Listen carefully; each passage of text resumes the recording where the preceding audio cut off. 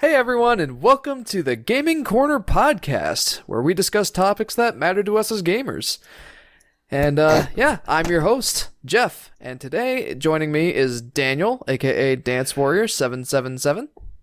It's great to be back, Jeff. Yeah. Hello, everybody. Welcome, Dan.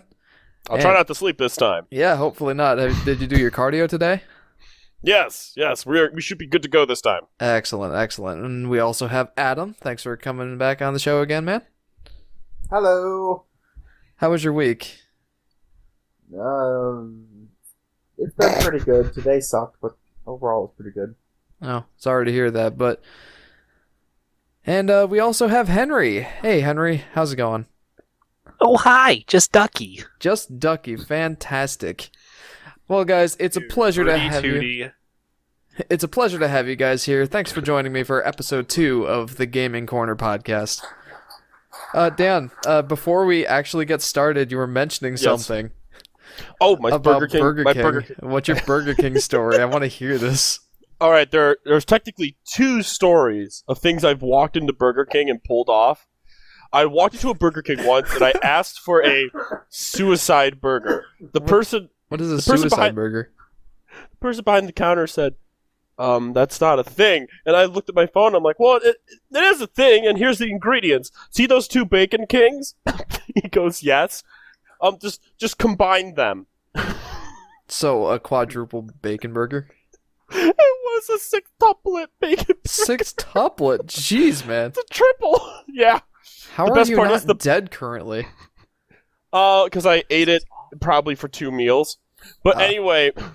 But the people behind the counter that were making the burger were just reading the list, putting more and more patties on, and the girls in the back were screaming, "This man's gonna die! Somebody save him!" Someone with some sense, please order for him. It was so funny, like... They must have gone through a whole day where they're just looking at the readout, the normal burger, and then they get this custom order where they're like burger. Oh God! Someone stop him! And the other story was, once upon a time, I was in the mood for French fries, so I was like, well, I want a large fry, but I don't just want one large fry because that's just not satisfying. And then I remembered Five Guys, how they just fill the bottom of the bag with fries. Yes, so Five Guys. I went over to Burger King and I'm like, okay, how much for a bag of fries? And how did that end up? He stares at me, he's like, sir, we do not have a thing for a bag of fries. So I looked him dead in the face and said, all right, I will pay for 4 large fries and you pour them into a bag. Can you make that happen? He looks at me and goes, right away, sir.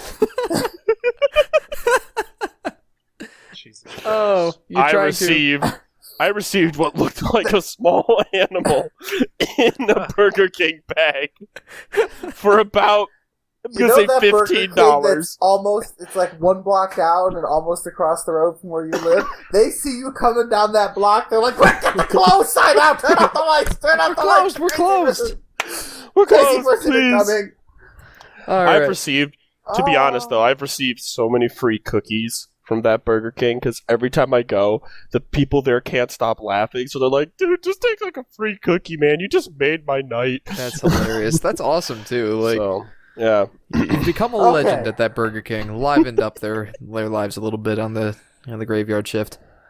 Okay. All right, so getting back on topic, here we are, episode 2 of the Gaming Corner podcast. Gentlemen, last time we discussed why do we play video games, and while that was a fun topic to talk about, it did get a little abstract, so that's not going to be the norm for this podcast. It was a good episode to start with, but for the most part, we're going to be talking about some concrete topics that are relevant to us as gamers, and specifically adults who play video games. That's pretty much going to be the status quo. But yeah, getting right into that, let's get into our first topic, guys. Our comrade Chase. Everyone say hello to Chase. Hi, Chase. Hello. Is he here? Is he here? No, but he'll Chase, be watching. where are you? In spirit, Chase, he is. are you in my closet? So our our good buddy Chase suggested topic number 1 for our discussion. What are the games that we play when we get together? And I'm going to extrapolate this to either in person or online, what are the games we like to play together? Well, I mean, to be honest, Jeff, we all kind of tolerate Smash Bros. Due to how bad you beat us every time. Jeff cheats, that's why. When was the last time we played Smash Bros. Together, gentlemen? Black Friday. Bachelor. Black Friday, No, 11 Bachelor. months ago. Wait, Hey, almost time. Woo. Yeah, almost time for Black Friday again. That's exciting. I get to play games with you guys again. Wait, Alright, speaking of Smash, Jeffrey, Yes. are You you wanna excited that Steve is the new character for Smash Bros? Steve's in Minecraft, gentlemen. Steve's in That's Minecraft fucking and Super Smash stupid. Bros. Let's go. That's so dumb. It's funny. Like, I really didn't expect that to happen. Just to date the episode, the Minecraft Steve was recently announced to be a playable character in Super Smash Bros. So that's He fun. looks so bonkers. His entire kit just looks so very His boring. kit just looks like the Avatar swords. He looks like an Avatar swordsman skin. Does that make any well, sense? The thing that makes Minecraft Steve interesting is like he has the ability to place blocks. And they had They to didn't show. they had to retool every single stage to be able to place blocks on it. Adam, you know your camera's live, right? Adam's very bored of this discussion. Adam, what's a game you like to play when we get together? Huh? I'm not bored. He's No, very Adam, bored. I'm seeing, like, for me, the I know auto my camera. camera's live. I'm looking at it. Adam, no. I- Adam's either playing with his mustache or popping pimples in his mustache. I'm not sure which the case is. Neither. I was What's looking the at my nose difference? because there's a hair in it, and I was trying to decide if I could pull it There's without like, only yanking one. a hair halfway up my nostril and, causing extreme agony. This, gentleman, is why we use our webcams. We need to see this. No, I don't want to see that. I thought you guys weren't even looking at the webcam, so I was just I've like, got yeah, two screens, my dude. I've got 3. See, I Smash got Bros is a whatever half. to me. Yes, I don't personally play it, but yes, it's played when we get together quite often. So, Smash Bros, I feel like, is my multiplayer game of choice, but I rarely play multiplayer games with literally anyone. The last time I played any multiplayer game was back in March or maybe April when Animal Crossing came out. Yeah, yeah. I was For kind of you like particularly, forced it's kind of socialism. hard to like Socialization. be in Well, person. it's with just people. also something I don't yearn for, but, that being the case, you guys play a lot of multiplayer together, and let's extrapolate this out. Like Chase asked, what are the games we play? So it doesn't have to be just video games. I know there's one in particular you guys all very much enjoy playing together. No, we don't. What is that game? Scrabble. It's definitely Scrabble. Scrabble. Yeah, I think Dan hit the nail Scrab- on the head there. Scrabble. Adam, what's the actual answer? We're not answering. It's not something Commander and Magic the Gathering. I chose Magic the EDH, Gathering. EDH, Elder I Dragon thought he was- Highlander. Magic is a card game. That counts. Played with your friends. So technically, I do It is a play game. MTG Arena, which is the video game. And Adam's or actually one really of the scary two. at it. No, I'm It's not. terrifying. I I'm think- like, they just ended the season. I was like platinum. Like, They have a That's ranking like half system. what- Yeah. I know. Jeff, you know what? every multiplayer game has a ranked system. You Come know on, what? my I'm dude. gonna be so lost on this one. Magic the Gathering is not in my purview, but gentlemen, how often do you get together to play Magic? We would like to be once a week, but our schedules are currently being recalcitrant. But with the play group that I'm currently talking to, which is in the podcast, is just ideally once a week, but realistically it's like once a month. pretty And much. my other play group is pretty much once a week. So Though you don't always make it, so. I mean Pretty regularly, though, you do. I'm there like 9 times out of 10. And it's very rare if I have to miss a week. Like this weekend, tomorrow I'm gonna go hang out with some other friends that I haven't seen since Ethan's birthday party. And then Sunday I'm gonna go play Magic with that group for a little bit. So yeah, Henry plays in-person Commander more than we do. Mm-hmm. I prefer in-person Commander. Online's totally plausible, but I don't know. It's just I enjoy the game way more being able to. I do too. Sit with It's people and just playing that. it's just It's just convenience, if nothing else. Yeah. If we can't do it, which honestly, Right. I'm not opposed to doing like an online one at some point too. Trying that out again because tabletop got working. So Yeah, That's one way to do it. Or there's I could do that in VR. Cockatrice. Hmm? Fuck VR. Daniel Hey. loves VR, and I I love my understand VR. why. And Adam likes No. my VR too. Don't speak for Adam. How dare you, monster. I mean, he doesn't play games in VR. He just loves the aspect of seeing 3D objects that are technically impossible. Honestly, VR. I know we're getting Really, off I on a mean- tangent here, but real quick, I do like VR, but not because the games are fun. I just liked hopping in the hub world and playing around with the markers that draw in 3D and putting stuff on the walls. That was fun. Fucking weirdo. I've been acquiring more games over time. too. There are very few games that... Okay, we're going to put a pin in that Yeah. another week. We'll talk about VR. That's a whole nother discussion. But Yes, it games is. fair. that we play while we're together, yeah. Magic gets played quite a bit. We're all avid Magic players. Henry sucked us into that. I Or mean, sucked me into that. I mean, you To got be- into it. I was the first one, yeah, because all the boys I worked with, all of them play Magic. So I was like, screw it, I'm going to learn Magic. And those poor boys, they have to make the most ridiculous rules to have a chance with their decks. Because I whip out mine and they all just start crying. I'm like, what? What's wrong? I know what that deck's going to do. I mean, it's only mill 20 on turn 3. It's okay. It's fucking vile. You should be shot. My gosh, the mill decks nowadays, due to the cacophony. There's a card in Magic that you mill, what was it, 8? Someone got There's one a of those. card in Magic that makes you mill half your deck. Right. but they're- Archive trap. Yeah, that's really fun. All right, from an Classic. outsider's perspective, Okay, I can we're definitely getting tell. Way I off can topic definitely here. tell that you guys enjoy playing Magic together. Are there We any enjoy other? pla- Are there any other big games that you like to play? I mean, technically, if we're talking online, we do play League. League of Legends? hmm I mean, we all used to play League. Yeah. League of fucking You don't bullshit. really play it anymore, and the rest of us Really? don't play it as much. That I mean, used to be I- our big one. Like, I remember spending multiple hours a week, tens of hours sometimes, playing League of Legends during the college days with you guys. Henry was the one that brought us into that one. We mentioned that in the last episode. But you got I to... see a common theme here. I think Henry might be a problem. Henry need to might put him be a down. problem. He's the- He introduces I us to mean- these bullshit games. Yep. I mean, I don't dislike League of Legends. It's just nowadays I have to play it, and then I enjoy watching it competitively more than I enjoy playing it sometimes nowadays. All right. Well, there's a couple other multiplayer games that came out recently. Big time multiplayer games for whatever reason.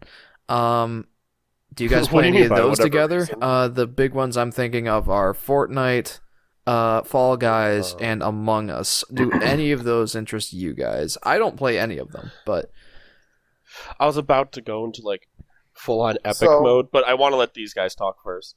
go ahead. Yeah, So- go ahead, Adam and Hen. You little I sweetheart. haven't played Fall Guys or Among Us, and Fall Die. shush, I have never played like Battle Royale Fortnite. I have played like the PvE Fortnite. What the game was originally supposed to be for Yeah, any. the original Fortnite, which I quite enjoyed, and I got through like essentially the entire campaign there by the end. Yeah, that's and, right, kids. Fortnite wasn't always a battle royale. It wasn't intended to be. Ruined It just so happened that they had what's That was the a word I'm joke. looking It was for? literally an engine, a game built that didn't need vast changes to Yeah, they had all the resources. They were just like, to okay. make it into a battle royale with minimal modifications. So they did, and it has paid off for them enormously. Yeah, and as I understand it, that was them chasing the trend that PUBG set, but they just did it better. Their Well, game they was- had all the had- fleshed out assets. They had everything. a huge art asset profile. They had a game Oh. that wasn't buggy as fuck. Yeah, because that They game, had- PUBG was playing at like 15 frames a second on the Yeah, Xbox they had like a Series well One X. optimized Really? game that they could quickly convert into this multiplayer, and so they sort of jumped on the train. And I think they saw it like at the time, because like at the time that they released their battle royale mode, I was still playing its PvE mode and working my way through it, and it was very much like a cool little add-on extra mode that you could do. Mm-hmm. And then all of a sudden it just went like... And now that's what everyone thinks of when they hear the name Fortnite. Yeah, exactly. Just for anyone who's not aware, including myself, what does PvE stand for? Player versus enemy? Or player versus... environment. Entity. It's usually, player versus environment. Environment. I versus like to say environment. player versus entity. Okay. No, it's player versus environment. It's like Minecraft. You're That's playing against the game itself. I see. Okay, that makes sense. You're not like PvP is your opponents are controlled by other humans. PvE is you're playing against the game. Got it. I always thought it was entity. You're working specifically. It refers to when you are like a group of people, like Doombots. Do you remember that in League? Yes, I do remember that would be a PvE mode. You're not fighting people, but it's still a multiplayer game, but you're fighting the environment, not other people. Gotcha. It comes from like I believe WoW originally, because like there are places where you can and cannot PvP, but you still might have a huge raid against like a boss that is AI controlled. I mean, I think you can have PvP aspects in that one though. Yeah, but that's the whole point. There were certain areas and regions where PvP was possible, and so you had to distinguish it from the PvE. Got it. How about you, Henry? Any of those bigger games, any of those bigger recent games entice you at all? I'm guessing no. I hate battle royales in general. They're just uninteresting. Yeah, I don't like them either. The new norm for Fortnite's out for me. Fall Guys. My one friend Steve had me try out a couple games on his PS4 over his place. It was fun, but I'm not interested. It's pretty flat, to be honest. I mean, it's whatever. They have different game modes. It's a party game, is what it is. It's a big party game, which means when it becomes less popular, it's just going to die because the servers won't be able to find enough people to create a lobby, and then it's just a whole dead game. I think it is a product of the times, if you will. Like, I don't think it would have been so popular if we weren't all essentially staying home a lot more. Like, it feels like the sort of game, a little bit like Smash, where, like, you're probably going to actually play it, like, you play something like it with, like, a group of, like 8 or 10 friends, like, all sitting around a TV with controllers or something. Like, it feels like a game that would be more like that, something you'd play in person with a group of friends, but it's fully online and works like that, and so because we aren't getting that experience currently, or not very much, because we're not getting in-person groups of friends nearly as often. I think that has something to do with its popularity. Oh, 100%. I mean, kids are just home now. Well, now that school started back up. Yeah, because remember, it spiked in like summer and stuff when it took off. Just a little while ago, and kids are home and waiting for school and bored to tears, and so this is something sort of fun and. But we don't see much of a longevity for it, huh? No. I think it'll stick around. I think Henry is right. Is that it's gonna when it starts its decline, it's gonna go fast because it requires such enormous groups of people to be playing that that it's like one of its advantages is it is like a it's a light, frilly, fun kind of fast pace. You're going around and doing it. Once you die, you usually just go right into another lobby or whatever. Once there is once the number of people that playing drops down, the queue times will shoot up, and that'll kill the pacing. Mm-hmm. And it will lose momentum like really fast. Gotcha. And I think Henry's right that that's what will. I don't think we're seeing it like fall off a cliff yet, but I think it when it probably its doesn't have like the staying power of something like Fortnite or like especially Minecraft. No, I mean, Fortnite is the same issue in terms of its battle royale. I don't know. It's been going for like what 2 or 3 years now. Yes, the reason why though is because like they're updating it with new things and they're patching it and making changes to make the game essentially new again. Whereas with Fall Guys, it's like you can add new game modes, new maps, new customization for characters, and that's pretty much it. And it's like, how long are you going to be able to keep making these new like team-oriented party games, or are you just going to make it into more of like the race game modes that they have available for it? So like, I'm not saying it's going to die, because of course the developers can always do stuff with it. And I was gonna say, like, Fortnite would have the same issue, and it's why a lot of the other battle royale games that sprung up, like all sorts of words I'm not going to say, around when Fortnite and battle royale came big, all these other games spun off battle royale modes, and I mean, how many of those are like actually played anymore? I'm sure some. But like a lot of them just can't. They have. There's Apex. Apex is popular still, and then Call of Duty picked up on it. Yeah, so Call of Duty's the Blackout. big one that now has it. Yep. They have Blackout and Warzone. Warzone was the last one. I think Blackout might be the new one or something like that. Yeah, I think Blackout is their battle royale, isn't it? I have no idea. I haven't played it. I haven't even looked into it.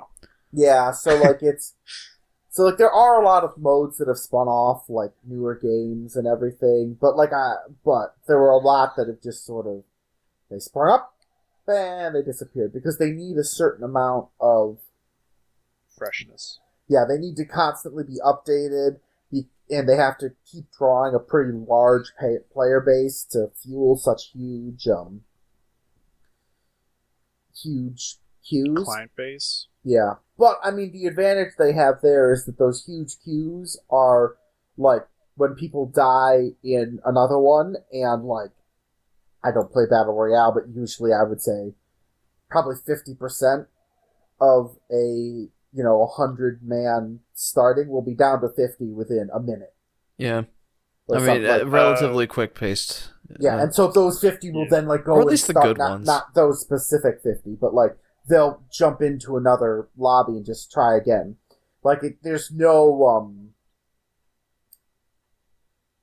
you die, you start new lobby. So, like, the actual amount of persisting time, like, you're not tying up, 100 players for a 30-minute game. You're tying up, a small number of players will be there for 30 minutes, but the bulk of that 100 will be chopped off and they'll go on and start another one. So, like,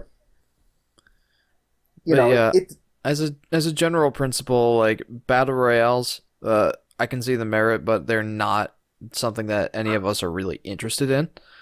Tyler is, but yeah, not us for the podcast. All right. I'm gonna move on to you, Dan. You said you had, before we wrap up this topic, you said you had some sort of epic point you wanted to make. Oh, what was sad was it was going to be about Fortnite, because I have watched Fortnite through its rise and just sort of it's stagnant right now. I was going to be like full on epic. It's like we were the first, me and Adam, one of the first to enter the world. Me and Adam had put so much time into Fortnite, and we were expecting great things. The fort building is really good. The only problem that they had sort of doomed themselves from the beginning was they made it so that the game scaled for difficulty. It did not scale for player. So if you were, power level 75 and you were entering a 70 map, it would think that there are 4 people trying to do that level 70 map. So you had to burn so many resources as a single player to get one mission done. Yikes. And that was a huge So they really huge wanted issue. to emphasize the multiplayer for that game. So this is how they messed up horribly. They were trying to increase the amount of people going into it. So what did they do? They tried to incentivize the competitive community to join the cooperative community. So people that have been fighting all people this entire time with people that naturally trust other people. Oh my gosh. What happened next was there was so much scamming happening because people didn't want to actually put in experience into their schematics and level up guns. So they just kept trying to get the best scams and steal everyone else's guns, which of course lowered communication. And then it got to a point that was so bad. This was the funniest play about Fortnite. I could bitch about Fortnite forever, but this is one of the worst telltale signs. They didn't know how to handle griefers that were in the global chat because they just kept saying, we want to do trades, and some of them were genuine, and some of them were just out to get people's guns that didn't know what was happening. So the developers, as a quick solution, just got rid of global chat in a multiplayer game. They got rid of the ability to communicate in any shape or form in the multiplayer game. That was their best solution to trying and sort out the community. I'm going to pull an Iron Man and say, not a great plan. Well, basically what happened is that, all these people came in, and the PvE modes are really built that you need... you're going to need a team. There are certain challenges and missions that you're just not getting done with at least another reliable person. And there's one or two that, frankly, without 4 people that are somewhere near the required power level, it's almost impossible. Because it's not like a... Like it scales a PvE mode, so they can just throw enemies at you from so many directions that you can't cover them, and then you start burning resources on static defenses and traps and auxiliaries, and they're just not as good as a similarly leveled player. Right, Adam. So, do you remember? And those, and like I said, you can sometimes beat the missions by yourself, but there are certain ones where you're moving around a lot in their time, so you don't have time to lay in an arsenal of traps and defenses to slow people down. So right. One of the worst. And then of course the community kind of went. And so that Go ahead, Dan. Another horrible thing that happened was people they nuked their community because they put in a competitive group of people that didn't want to go we're all in this together because they just had spent an entire. They're all in this together. I sang that song too many times. They just spent an entire year killing other people in building to destroy. I think Adam remembers this. The great Picasso siege. This was the funniest shit we had ever seen. Remember this, Adam? You and me, you were on heavy construction. I was the forward assault specialist. They gave me a soldier that threw grenades. Assault specialist. So we were like, okay, it's a simple defend this one, I think 2 cores. And Adam had built one of the cores, solid defense, very standard design. And then we looked over at the other core, and this person full on did the competitive mode, just throw things everywhere, and it will defend the core. Go ahead. You knew the design better. Well, basically, there are some really cool tricks you can play in the PvE to work against the enemy AI. But you also, the AI smart.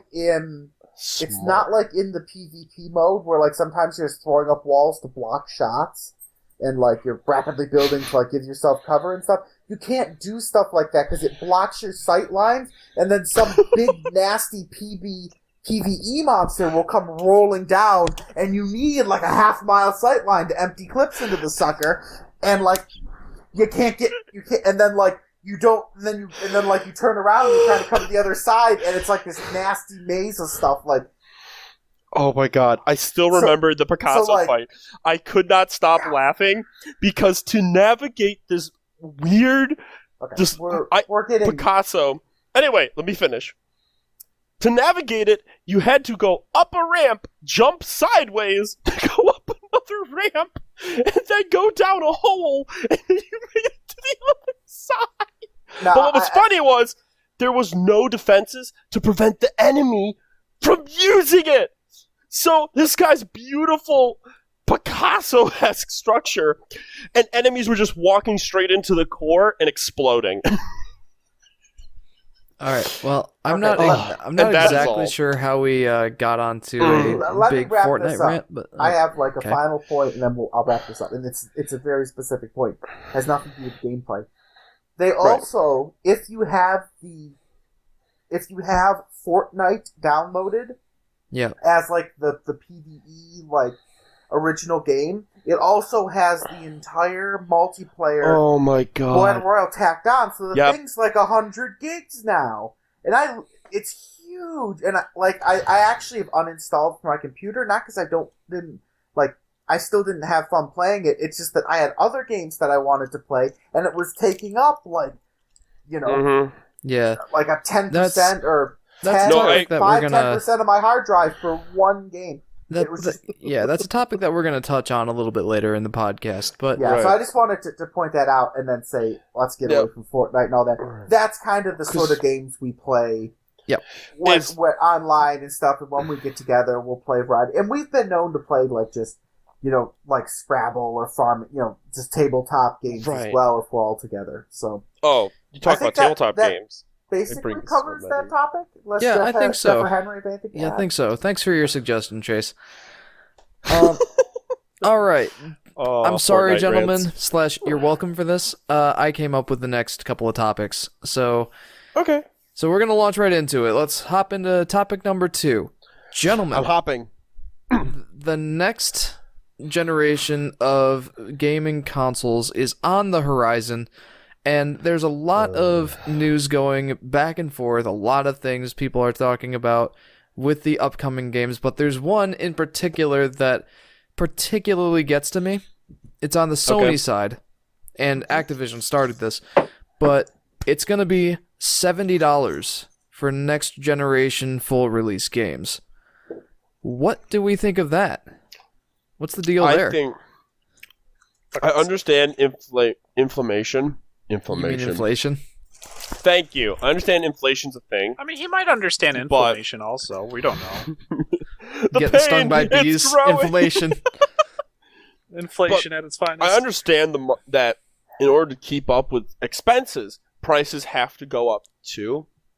But I feel that in the recreational community, or at least the digital recreational community, a lot of the main developers have been it's almost as if they're trying to get ahead of inflammation, and they keep going until people stop buying. Man, those darn bee stings.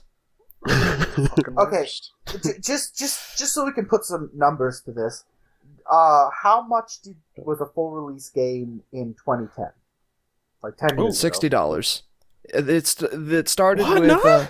yes, it started with Call of Duty on the Xbox 360 in 2005. That's when the $60 increase happened. Well, like over before the that, last a full release was $50, and then starting in 2005, it was $60, and now in 2020/2021, we're looking at the next jump being $70.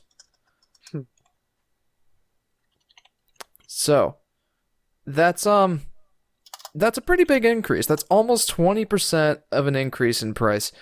And well, okay, Jeff, before you say anything else, do you want to know what the inflation rate was over the last 10 years, going from we don't have this year, but from essentially 2009 to end of 2019? yes, that is very 19%. 19%.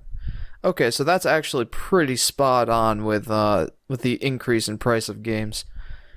Still, that for me at least, that has a pretty big psychological barrier. I already have a hard enough time justifying spending $60 on a game. $70 is going to be a hard sell for me. What about you guys? Like, do you have a hard time justifying a $60 purchase? Oh, wait, this is a little...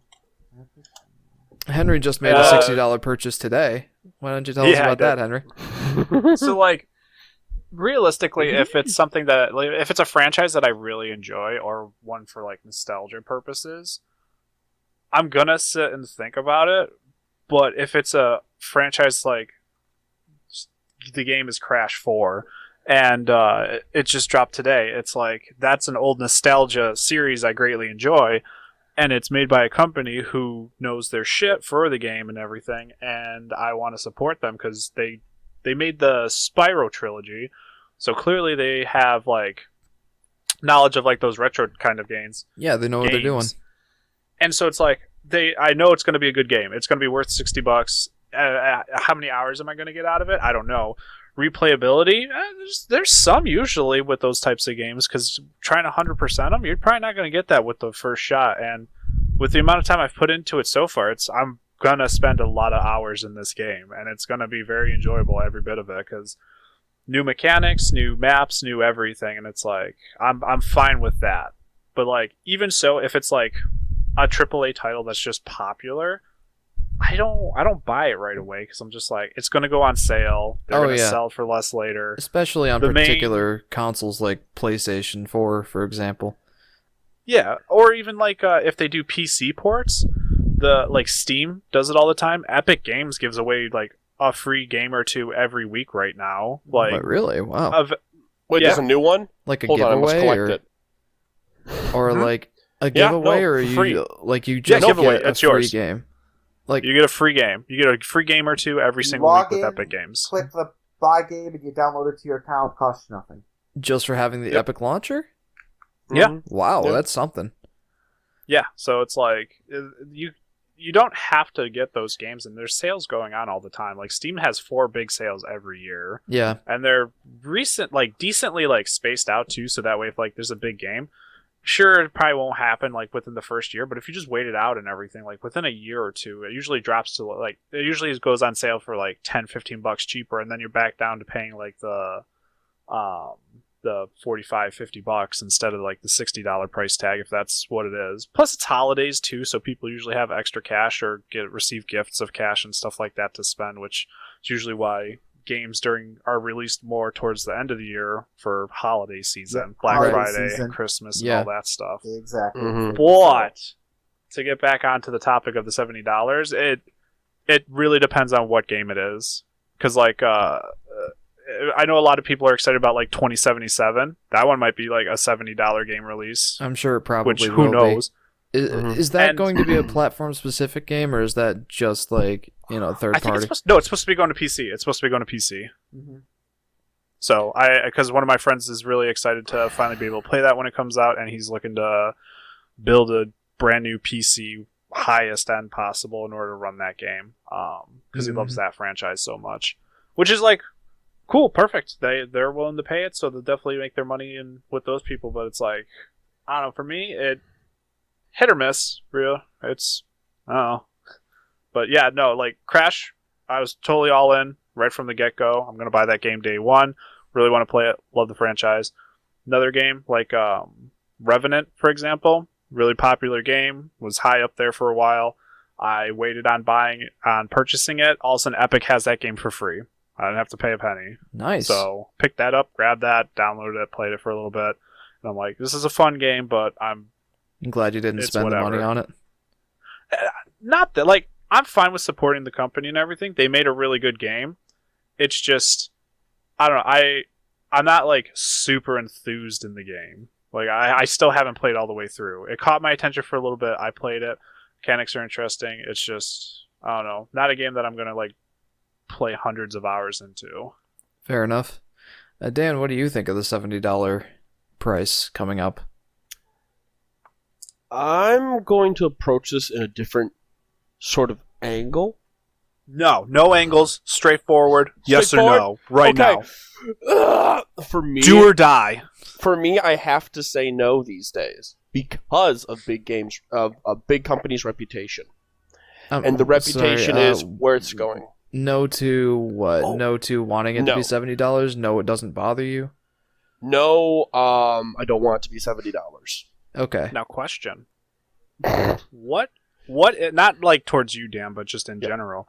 For that $70, if they added like The thing that I hate about games is you pay the $60 and then you have the season pass usually for all the DLC and extra content they release for that was the point I was gonna get to. So, like realistically, you're paying $120 for like the entire game essentially. Then, or you can wait until they have a bundle pack, like a Game of the Year edition, which has all the DLC and everything for like $20 more than the original base release, so like $80. And it has all the DLC, all the base game, and everything like that. If they do that with the $70, where you get the whole game, I'm fine with that. It's the extra fees after that kills it. Yeah. That was the point I was going to make, like, tangential to all this, is that if it is, like, you pay $70, you get the game, and you get the entire game, and it's a full experience in a playthrough, it's a full campaign, full game or whatever. I'm fine with that. Like, gotta be honest, my dude, that's like 2015. That is back in the day, and I miss that. Like, you pay the $60 for getting the full game. That's not a thing that's happened for a long time now. Well, unless they do the Game of the Year editions, Well, yeah, but usually Day one, no. Usually, Game of the Year edition, I feel, is a last-ditch effort to gain profit off a game. That's fine, which is okay. I'd much rather pay like a discounted price of the Game of the Year edition than having to buy the individual DLCs and stuff like that. Because normally, it's just so. I understand why it's the price and everything because they have the development team and it's literally a business. But man, does it suck? Because sometimes they're really disappointing. Now, hang on just a second. Adam was trying to make a point before I so rudely interrupted. No, same here. Oh, yeah, that's true. Let's go back to Dan. That point you were making. Here. No, you don't want games to be $70. To be honest, it was not. It was Henry who rudely interrupted me. Yeah. That's fine. Let's get back on your right. Thought. The main problem with game developers these days is they produce games that are like, whoa, this is awesome. This is beautiful. That was it. A lot of developers these days are just, they churn out what they consider to be the greatest masterpiece, and it just flops because it's to a degree, it's kind of bulk produced. All they did was just do what people want, and they don't have something interesting. That's why, if you look back at company games, they cost so freaking much, but it's like, look guys, it's the new Call of Duty. And then to me, it's like, cool, I spent $60 for a pow pow shoot shoot. How much is that? You've already played several times. How much is that game now? If I get it on sale, $5. I have a game that's $5 that is just as enjoyable as this. What's the difference between this one? Oh, you could do more things with your pow pow shoot shoot. Cool. Sold. Cool. And what's funny was that is one of the few reasons why this year, I think this year or the year before, I think it was the year before for you, Jeff. It was your year the year before. 2018, yeah. Yeah, indie Big developers. Year for me. Indie developers beat the living cow out of major companies because major companies are like, well, this is the formula that works. Oh, you're talking about games that I liked in 2018. I'm sorry. I'm thinking about like my normal life. Well, no, that's gross. Think of Hollow Knight. Think of Shovel Knight. Those games came out before 2018. True, but We're gonna pretend like they didn't for argument's sake. But indie developers these days are just destroying it because they're like, killing look, new concept. The artwork could be complete shit. Quality could be complete shit, but it's a solid game. So when you get that $10 game, it's not only that 2-hour storyline, it's the fact that you want to go back and see it 5 more times because of how enjoyable the experience was. So that is officially, for $10, 12 hours of entertainment. Whereas these games these days, where they're just trying to grind out and make them longer by just, side quest, where you just do the same thing you've been doing, but you do it with a smile. They don't even make them longer though. That's the thing. And there's $60 one, and you can beat the main story in like 4 or 5 hours. and there's a couple of points I want to make on that. But one thing that really piqued my interest, Dan, is when you were saying that they add DLC to these indie games. One thing that makes the indie games different than these bigger AAA games is when they make DLC or updates, they're absolutely free, and that is a very appealing model to. That's a very appealing model to us. Like, when you have Activision or someone that is making a $60 game that is meh, Hold on. and then you pay for all these microtransactions for all these additions and stuff, that's where they're getting their revenue. These indie companies are adding value to their game for no charge to the player. And you want to know what's really funny about that? When they do a free update, they're What's technically, when they add that free update, the developers have actually gained a ton of profit because they've increased their reputation, which in turn makes people talk about them more. I don't think that quite, like it increases the value of it increases the value of the game, which I'm sure gets more eyes on it, but it doesn't really benefit their bottom line. They've essentially spent an enormous amount of money. Right, there's a lot of development costs that because, come up with the DLC. People are putting in a lot of work. So. Some games that I've seen capitalize on that, like Yacht Club Games, it continues to update Shovel Knight. And if you spent, how much was the game originally? $20? $15? However much you spent on the game originally, if you bought it back then, these updates are yours for free. But if you go to buy Shovel Knight now, it's $40. And I think that makes sense. Like, that's the game, a fair deal, yeah. Yeah, I think that's a model that works because the gamers already invested in the product when it was young and fledgling. So they get to play the game for free as a kind of prize for being there at the get-go. But if you want to invest in the game later when it has more value, then you got to pay for that value. That makes sense to me. But yeah, that's something I do like about the indies is that their pricing model is a lot more consumer friendly, at least from my perspective. And the bigger companies are saying, this project took us 9 times out of 10 took us 4 years, so it should be worth a 4 years worth of development for this game. Whereas indie literally look at their game and go, I could beat this probably an hour.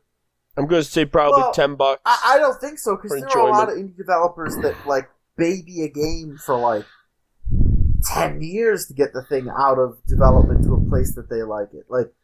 A lot of these indie games are labors of love, and to be brutally honest, they're probably not making what they put into it. If they were working a stable 9-to-5 job over and put the same amount of hours in over that time frame, heck, even discounting the overtime they'd be paid, because some of them are punching 12-hour days, they just working on this game because that's what they want to do. Even discounting the overtime, they're not going to make as much as their time was worth to be put into this. That's true. These indies are working on these as more of a passion project rather than to turn a profit. Not all these indie developers are like that. Some of them are more like companies and have more things. But I'm just saying there are a lot of games like that that are clearly labors of love more than And one of the ones I can think of, it's not an indie game. It's a fan remake. AM2R, the fan remake of Metroid 2. They put 8 to 10 years into that project. They worked on it forever, and when it came out, no charge, just download it. It was a completely just passion project. And of course they couldn't make any money on it because it's on a Nintendo IP. That's not they can't, if they made money on it, that's suable category. But still, they'd have to, if they wanted to sell it, they'd have to reach a deal with Nintendo for the IP. They'd probably want to cut. Meanwhile, Nintendo was making their own remake and wanted to sell it, so they struck it down the day it came out. But the game came out, and when something's on the internet, it's always on the internet. Anyway, I feel like we've gotten a little off topic. I love talking about the indie games. I love what indies are doing for the for this gaming landscape, but the $70 games in question, it started with Activision, and you want to know what? Well, I don't know if it was Activision, but it started with a game that should not be $70. You'll understand when I tell you what it is. Can you take a wild guess? What was the first? Minecraft. No, Star Minecraft. Wars. it's not Star Minecraft. Wars. It's not Star Wars. Indie. Good try. NBA 2K21. Ew, gross. They can fucking have it. That is going to be a $70 game. That was the first one to set the trend. And I don't know if this I hate is sports games. and I don't yeah, and there's like the big draw of that one is you can see the individual sweat beads on the guy. Who No shrinking cares? horse testicles? Yeah, no, like they don't even have that. What's the Dang. point? That just ruins the game. If they So, don't have that come on. fucking mechanic But in it every game sounds forward like- now, But it sounds like Sony, at least. I don't know if this is actually something. I might be mistaken on this, but I heard that Sony is going to be charging $70 for their major releases next year. And what was the game you were talking about?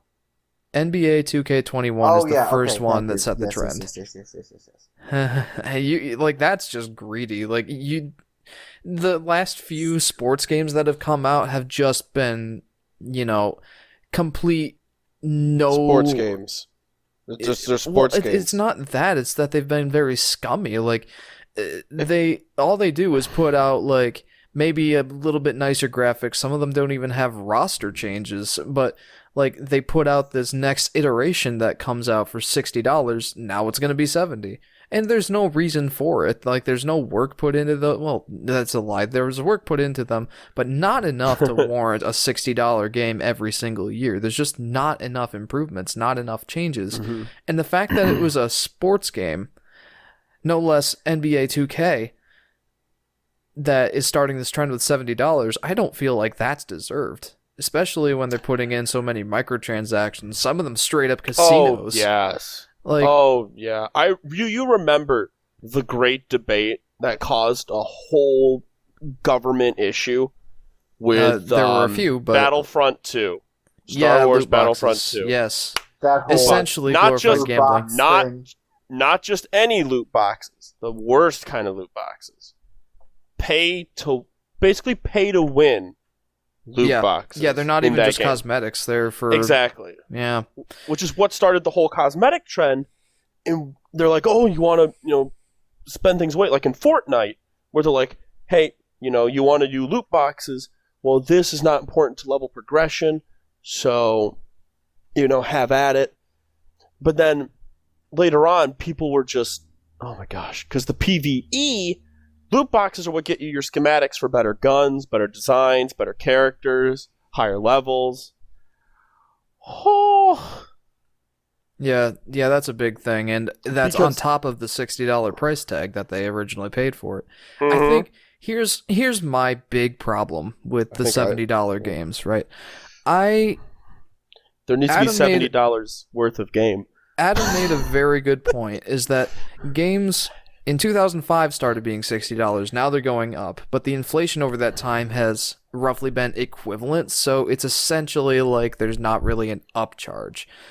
My problem is, like, these games are going to cost $70, and like the majority of them, to Henry's point, may be worth it for a group of people. Like Ghost of Tsushima came out recently, and I would have, like, I saw $60 for that game. I thought, yeah, absolutely fair. A lot of these games do not justify even the $60 price tag, and unfortunately, $70 just exacerbates that in my mind. Adam, you wanted to make a point?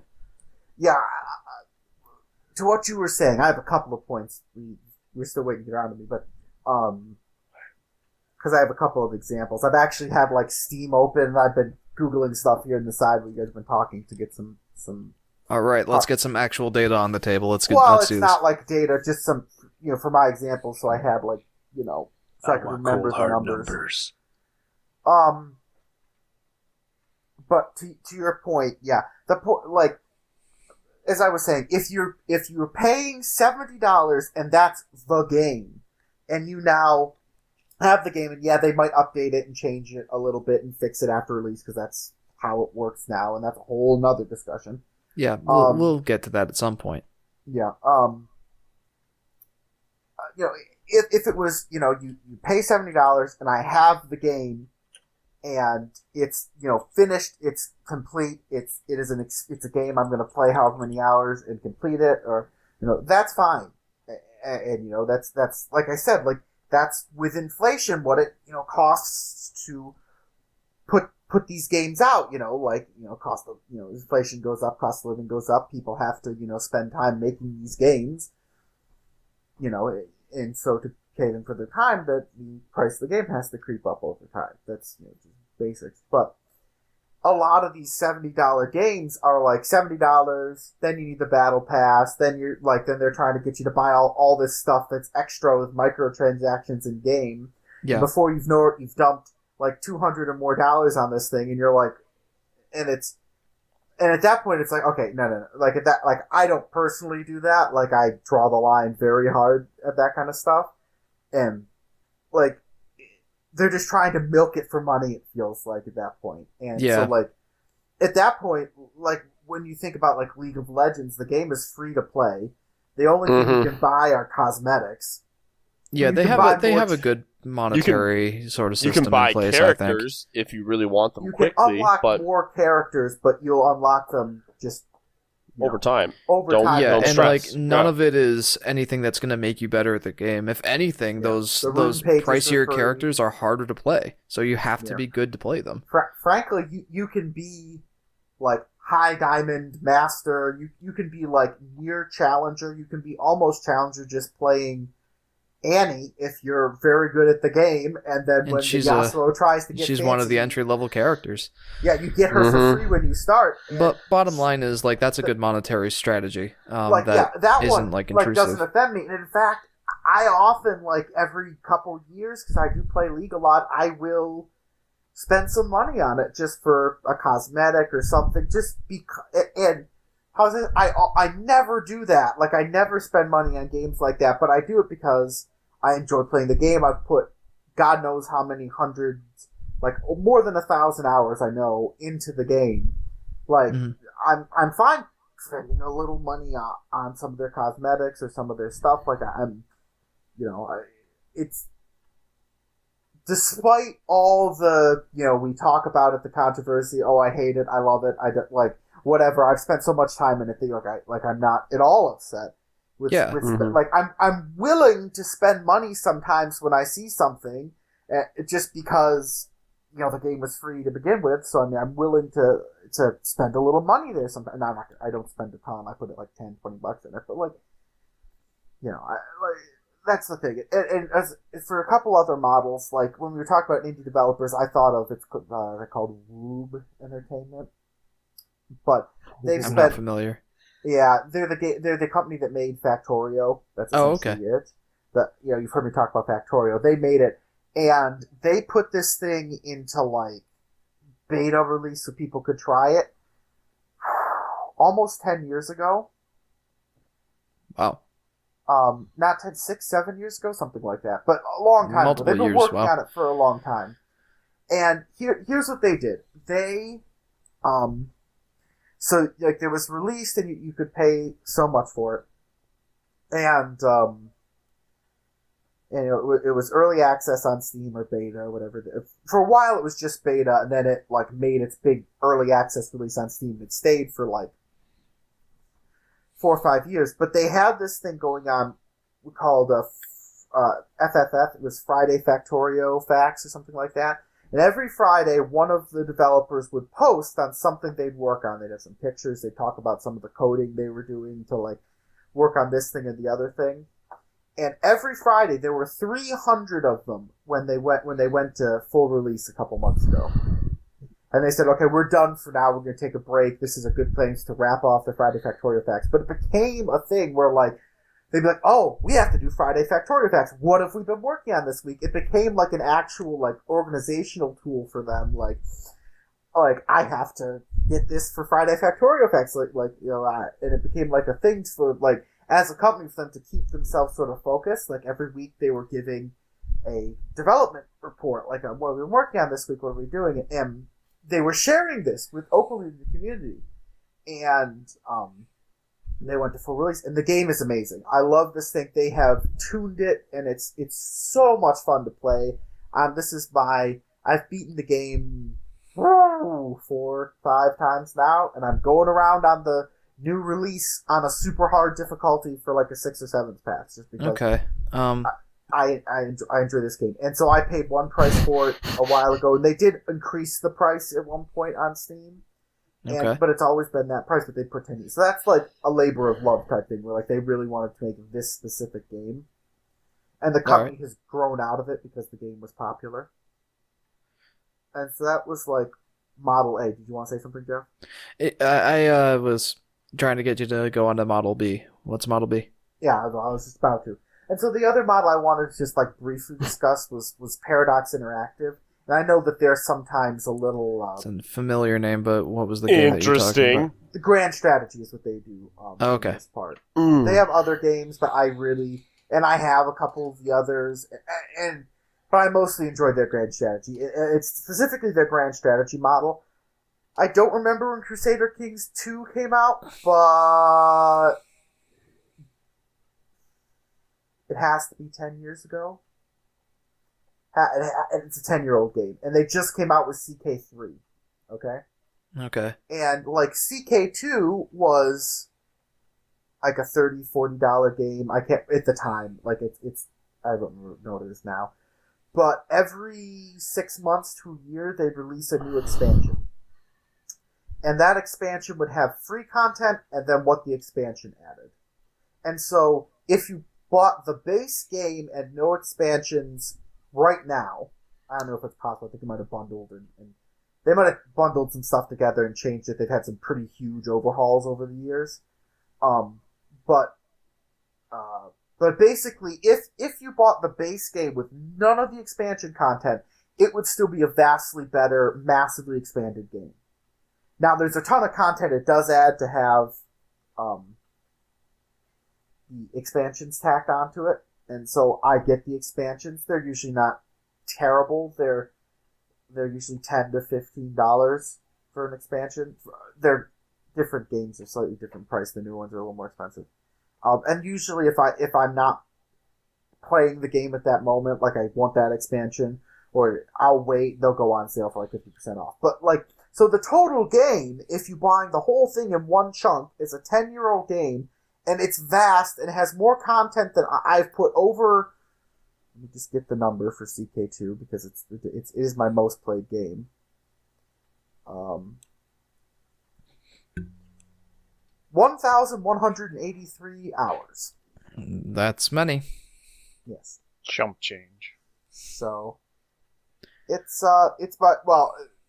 excluding it's one of my most. It is my like excluding League of Legends, where I don't have like the number handy.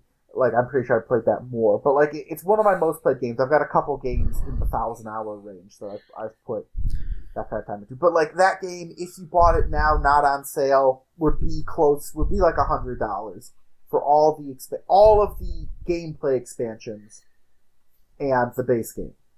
Okay. It would be like $100 for the game with all of its content in it.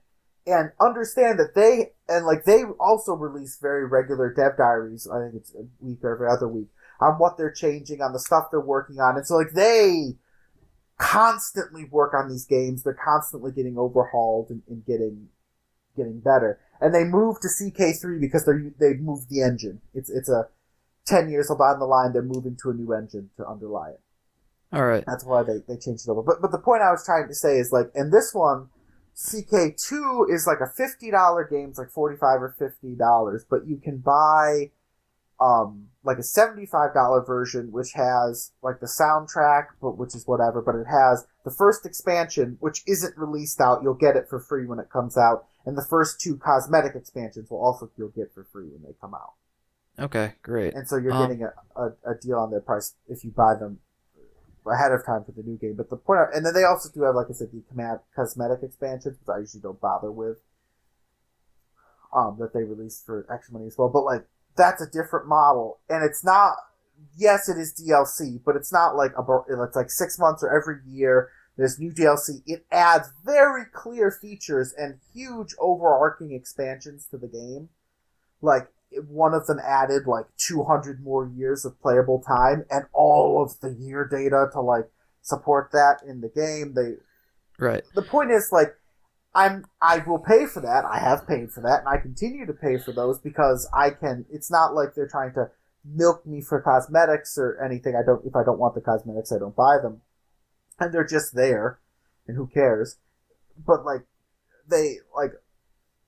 I can see the effort put into that game, and so I'm willing to pay for it. Does that make sense? Yeah, that makes sense. What's becoming more abundantly clear, to come back to the main topic, what's becoming more clear is that it's not just as simple as a $10 increase. I mean, it is for the base game, but that's the important stipulation. Base game. We're not in the 1990s anymore. The gaming landscape is very much, modernized, and there are more ways to monetize. This $70, it's a $10 increase in price, likely. I don't want to speak for all of us, but I'm going to for just a second. This $10 increase likely isn't going to change our buying habits because ultimately there's a lot more to consider in buying a game, not just the $10 increase. And and there's a lot more to talk on about the monetary structures of games, but I think we're going to have to save that for another time. But before we move on to the next topic, are there any other off-the-cuff ideas you guys wanted to talk about regarding this $10 I did want increase? to kind of put an analogy in place. Just a real quick ones, by the way. This is just a quick analogy here is that, if it was the $70 all-access pass, into an amusement park, you get the little bracelet, you can ride all the rides, you spend a whole day on it, I'm fine. But it feels like now it's a $70 cover cost to get into the club. You still need to buy your drinks and everything else is extra. And so it's and I think I want to talk about that more in depth in another podcast, maybe in the next episode.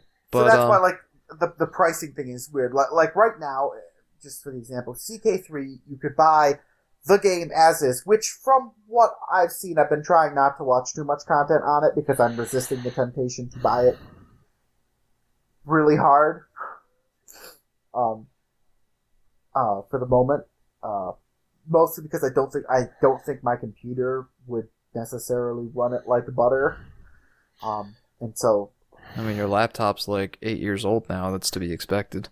Yeah, my laptop is 8 years old. A lot of it's a little maintenance. No, it isn't. I maintain it. I mean, it requires maintenance to run. I put a lot of maintenance on it, and I worry that it won't run the game super smooth. I don't have a ton of hard drive space, so there's incidental concerns. Otherwise, I probably would already have bought it. So I'm I don't want to put the temptation platter in front of me so much, but it's gotten very good use. You have a fully functional game that has learned a lot of the lessons from CK2. So changes they made 4 years into CK2. Everyone's thank God, finally, that makes so much more sense. They've already instituted. CK2 is sort of distilled down, the best stuff from... CK3 is distilled down the best stuff from 10 years of CK2 and modernized it, kind of brought it all together, put it on a new engine, prettied it up a little bit, and, and then added... And then because they went to a new engine, they could add more features. But it's a complete game. You pay the $50 now, it's a complete game, and you can play the entire game. You can spend hundreds of hours in it, playing playthrough after playthrough after playthrough with all these different factions and countries or whatever, as is, and and the DLC will come later and add new stuff on. But it's not like a battle pass where it's okay, I bought the game, I'm going in, I probably need to buy the battle pass right now too, and it's just it's so if it's $70 asterisk, and then you're gonna need the $50 battle pass, then probably spend some money here. Then it's not really is it really $70? Yeah, that's a good point, and I honestly think that asterisk is going to apply to most games, if not all games, going into the next generation. That's just always going to be a given.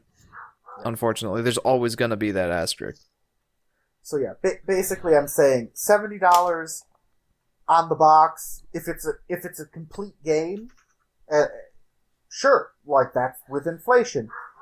Tacking $10 on the, 20% of the money you actually need to spend on the game just feels egregious in that case. Yeah. Well, what about you, Dan? Any other last-minute thoughts you want to discuss before moving on to the next topic? Well, Jeff, I think at the end of the day, the best way to describe it is, are we getting value out of the money we're spending? And what are your thoughts on that? Like, do you think we are with a $70 game? Let me get this. You know what? Straight. Actually, you know what? Let me rescind that question. That is far too broad a question that can't possibly apply to all games. Well, it also depends on what you value in a game. I guess sort of the way to ask to kind of get the question that Jeff was asking is how can I this? Let me ask it this way. Game that is being released is like the average game worth the $70. So like if you picked a game, you wouldn't, but you pick a game at random, are you going to get $70 worth of content on average? So like if you picked a bunch, would you feel overall I feel like this game, wow, I probably would have paid more. It's fantastic, and this one was probably not as good. Like, is it like the bar, like the price you pay is moving up, and so, like, is that justified in the average game? In the average game, exactly. Like if it's like, no, if this game was 60, I probably would have bought it. Now it's 70, and so like is the price moving up basically like pushing the bar up? So like you'll only buy like the cream of the crop games, like more and more being pushed under. I think that was the kind of what your question was going like. Is it moving the needle in that way? Today on questions that you get more complicated. But here's a good example, in my opinion. Breath of the Wild. Was that game worth its money? In my mind, absolutely. Okay, now we go to something like Call of Duty. Is that worth money? Is that worth the money, the price it has? That's probably not the right question to ask this group, because none of us like. I'm going to approach it from an objective standpoint, though. I'm going to go ahead and give that a hard no. Yeah, I'd give it a hard no too, but like not just from my perspective, but taking into consideration what they added to the game. Like, this is an iterative release. Is it worth that $60, next year $70? No, I don't think so. And what's funny is probably in the amount of this content in a game, some of the newer Call of Duties have a ton of content. But at the same time, you're spending $60 for something that consists of one thing primarily. We look at Breath of the Wild, and there's exploration, there's combat, there's adventure, there's collecting, and there's sort of a lot of just investment into it. In Call of Duty, it's pretty singular in what it is. But then we go to games like, was Hollow Knight worth its price? Yeah. Would you have paid more for Hollow Knight? I think I would have. I mean, I bought it twice, so I'm going to go ahead and give it a yes. I completely forgot you bought it for the Switch when it came out. Dude, well, first off, that game was $15. Absolutely worth the price. So yeah, in that case, you're saying great value for money. You're like, I like wonderful this game. value. I like it so much. I bought it twice. I want it on this other console too, and I'll pay you to get it on the other console. And it wasn't on sale or anything. I bought it for the full $15 both times. It is no doubt in my mind worth the money. But here's something else I want to say just real quick. The examples that you're bringing up, Dan, I don't know if it's so much a question of, is the value in the game worth the value you're paying for it, like you're saying with the singular experience with Call of Duty. Well, for me, what makes it more interesting is the fact that both Breath of the Wild and Hollow Knight brought something new to the table. And Call of Duty doesn't really do that as much, and a lot of these games don't. True. Which, at the same time, these are AAA games run by huge groups of people. Yeah, they are. And the production costs must be extremely high. Yes, and because they have executives with executive assistants and assistants to the executive assistants. Yes, but just the general manpower, too. Like, a lot of these games have hundreds, sometimes over 1,000 people working on the project. All those man hours, that's incredibly expensive. I think that's why they charge so much money for these games. Plus, all that corporate overstructure, too. I mean, like, yeah, they charge a lot of money for all the manpower they're putting in, but also, that's not where all the money's going either. So, all right, so let me take this in a slightly different direction, just because it will hit a different point. Yoshi's Woolly World, was it worth the money for you, Jeff? Because I know yes. This hits a very interesting topic. It helps that it wasn't a full $60 release. I believe it was $50 when it first came out. What? Sorry, I thought it was $30. I did not think it was a $50 game. What? For you, I understand. It's worth it. For let me go ahead and like explain myself there. That game, absolutely love it. I don't know if anybody here listening has gone and seen my top 10 Yoshi games, but if you haven't, it's on the Yoshi Fanatic plug. If you haven't, I rank Yoshi's Woolly World very high. I think it is a very good quality game. But if I look at it from a not Yoshi Fanatic perspective, not his name, essentially. It's a game that I think has good value, but would have been better as a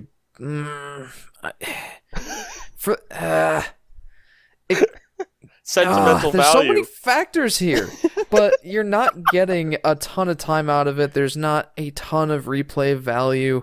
It's essentially a Yoshi's Island sized game. Can that fly in 2015 when it was released? It's complicated. Well, let's look at sales then. How about that? Let's see how well it did. Do you have the number? Do we care? I'm looking it up.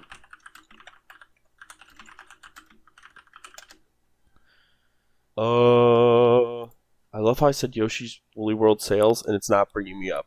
The game sold 1.56 million units. Solid. That's relatively solid. Right, but if you want to add in Poochie and Yoshi's Woolly World, which is the 3DS port, that was 0.55 million, which brings the entire total up to just about 2.1 million units. 2.11 million, yeah. That's respectable.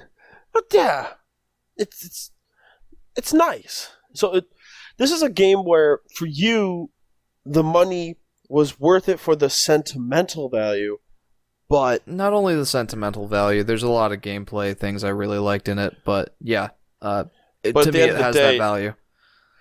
Right. I think Yoshi's Woolly World, I think, lost because of the aesthetic they went for. I know what they were going for. What do you mean lost? In what way did it lose? I feel like it was targeting a younger audience. Yeah, most Yoshi games do.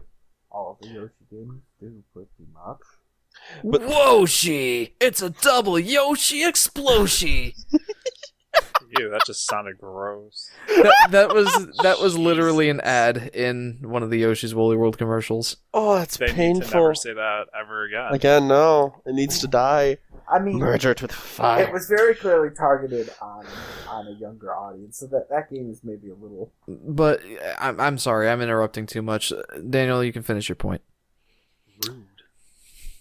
There's a lot of factors that make Yoshi's Woolly World, because I would say the majority of people that play games these days are now older teen and young adult is a huge demographic. If I look at the age group of people that play video games. Yeah, what was the demographic before that? Well, are we talking? It would have been. Go ahead. Adults. Oh, that's largest internet video audience for mobile. That's mobile video. And so you're talking for. I feel like you're talking for the main demographic for just video games as a whole, and that is like one of the largest demographics is adult males.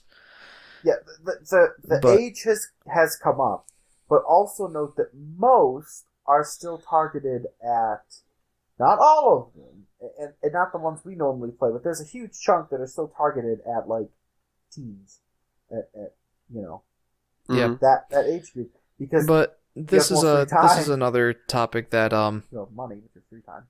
Yeah, this is another topic that we want to talk about in the future, but go ahead and wrap up your point, Dan. Let's see. Well, almost 50%, almost about 50% are 30 and younger. Oh, that means 50% are 30 and older. Continue, anyway, Dan. Roll on, Daniel. Move on. That Yoshi's Woolly World wasn't. My point is slightly slipping due to my brain going. And my constant interruptions. I'm sorry for that. Oh no, it's fine. I do constant interruptions too. When it comes to Yoshi's Woolly World, for you it has sentimental value. So for you felt like you got your money's worth.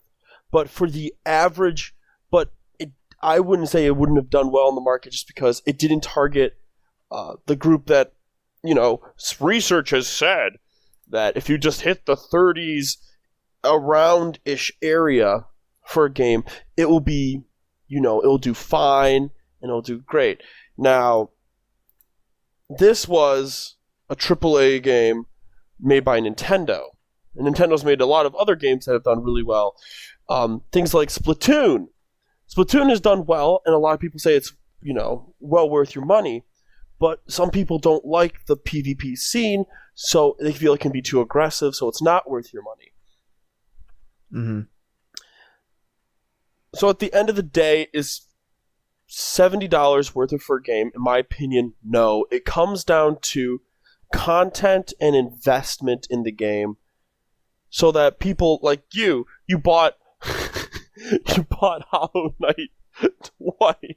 Thought about buying it a third time. I respect. In which, the game was worth its money, but because of the fact of how much they've invested in it, I feel it keeps producing even more than what it's worth. And a lot of the AAAs, they keep targeting the big audiences, but they don't invest in their games. They're very carbon cut. This is what works. And they produce the game. Like, the difference in quality, as I waddle over, between two games, I don't even know who the publisher is of this one, but Titanfall 2, and then isn't that later, EA? I think it is EA. How'd you say it? But the Titanfall 2 project versus, I don't know to hear to Call of Duty. I think that's also EA. Who owns Call of Duty? Activision. I don't know why I know that. Because of the combat and the fighting style in Titanfall 2, I think it's innately a more interestingly well-made game that's worth the amount I spent for it. I think I spent. But what's funny is, for me, it was worth it when it was $30, when it was $40. Would I spend $60 on it? No, because older games have the same fascination, mechanics, and love for the world. And that also brings me up to the argument of the console wars, why I think they're kind of dumb, because they just keep upgrading the console. Yeah, we'll come back to the consoles. That's another topic for another day. Really is. We're drifting here. Yeah. All right. Well, I think that's a good thought, Dan. Thanks for that. Thanks for Henry, do you have any parting thoughts before we move on to the next topic? My one friend's general rule when buying video games: if you get $1 per hour of the game, then it's pretty much worth it. $70. I don't know if you're going to get 70 hours worth of gameplay out of it, depending on what the replay value is. So, might be a tough sell with that philosophy, but typically that's why I wait for games to go on sale anyways, because I know I won't get $1 per hour of gameplay out of most games nowadays. Yeah, That's true. I feel that for the most part. Interesting. You know what's gonna be funny, Hen? Like I doubt I'll remember, but like it'd be funny if we could like put a pin in that, and in 30 years, say 30 years, you come back and ask him if he's still on that $1 an hour system.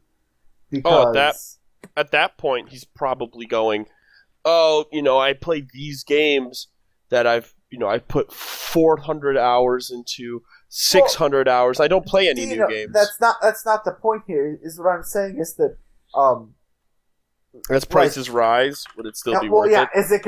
Is his rule gonna adjust for inflation, or is it always gonna be $1 per hour, and the games have to provide more and more content for their increasing, more and more hours of content for increasing price? Which there's an argument there. It's just an interesting. No, yeah, I know where you're going with this, Adam.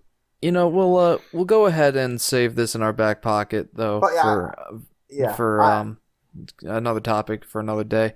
Yeah, but I was Henry, just gonna say you're going to bring that around to a centralized point on that one. Nope, that was it, my dude. I was going to say I thought that $1 per hour was a really nice metric for a game.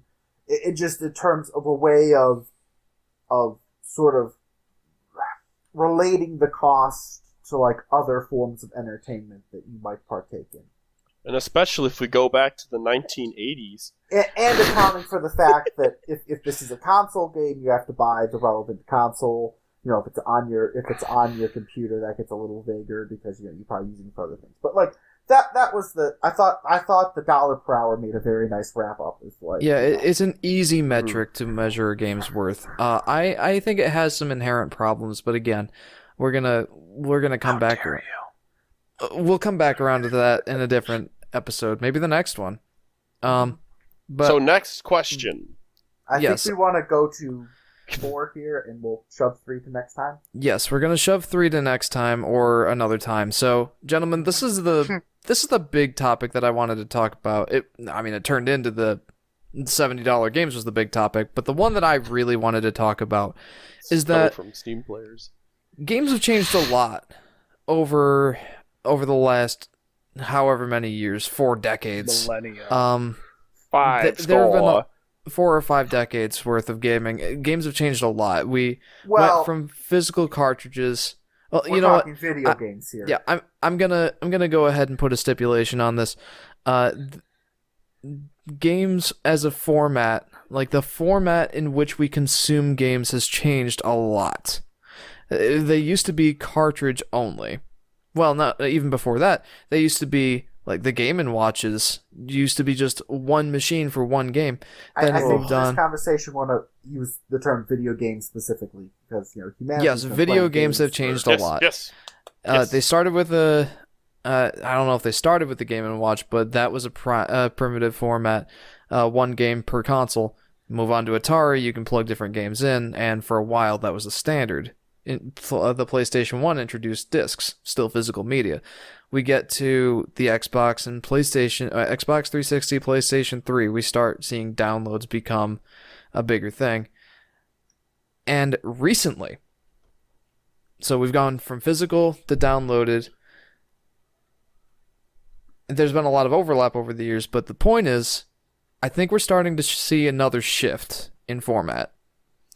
And that's game streaming. We've seen Xbox Game Pass. We've seen Google Stadia. We've seen Amazon recently just came out with their own game streaming service. So the question I want to ask of you guys, are streaming services the future for gaming? And do we see that as being a negative, positive? From Adam's disgruntled grunt, it seems that he's not pleased. Adam, what are your thoughts? Well, I guess to answer your question, I see it as a pretty big negative because it's like you still have your Super Nintendo and the cartridges that go in it, and you still play them. Yep. Like if that had been a streaming service game or something like that, you if the streaming service had went away or was no longer available, or it would just be gone. Like you would no longer own the. Yeah.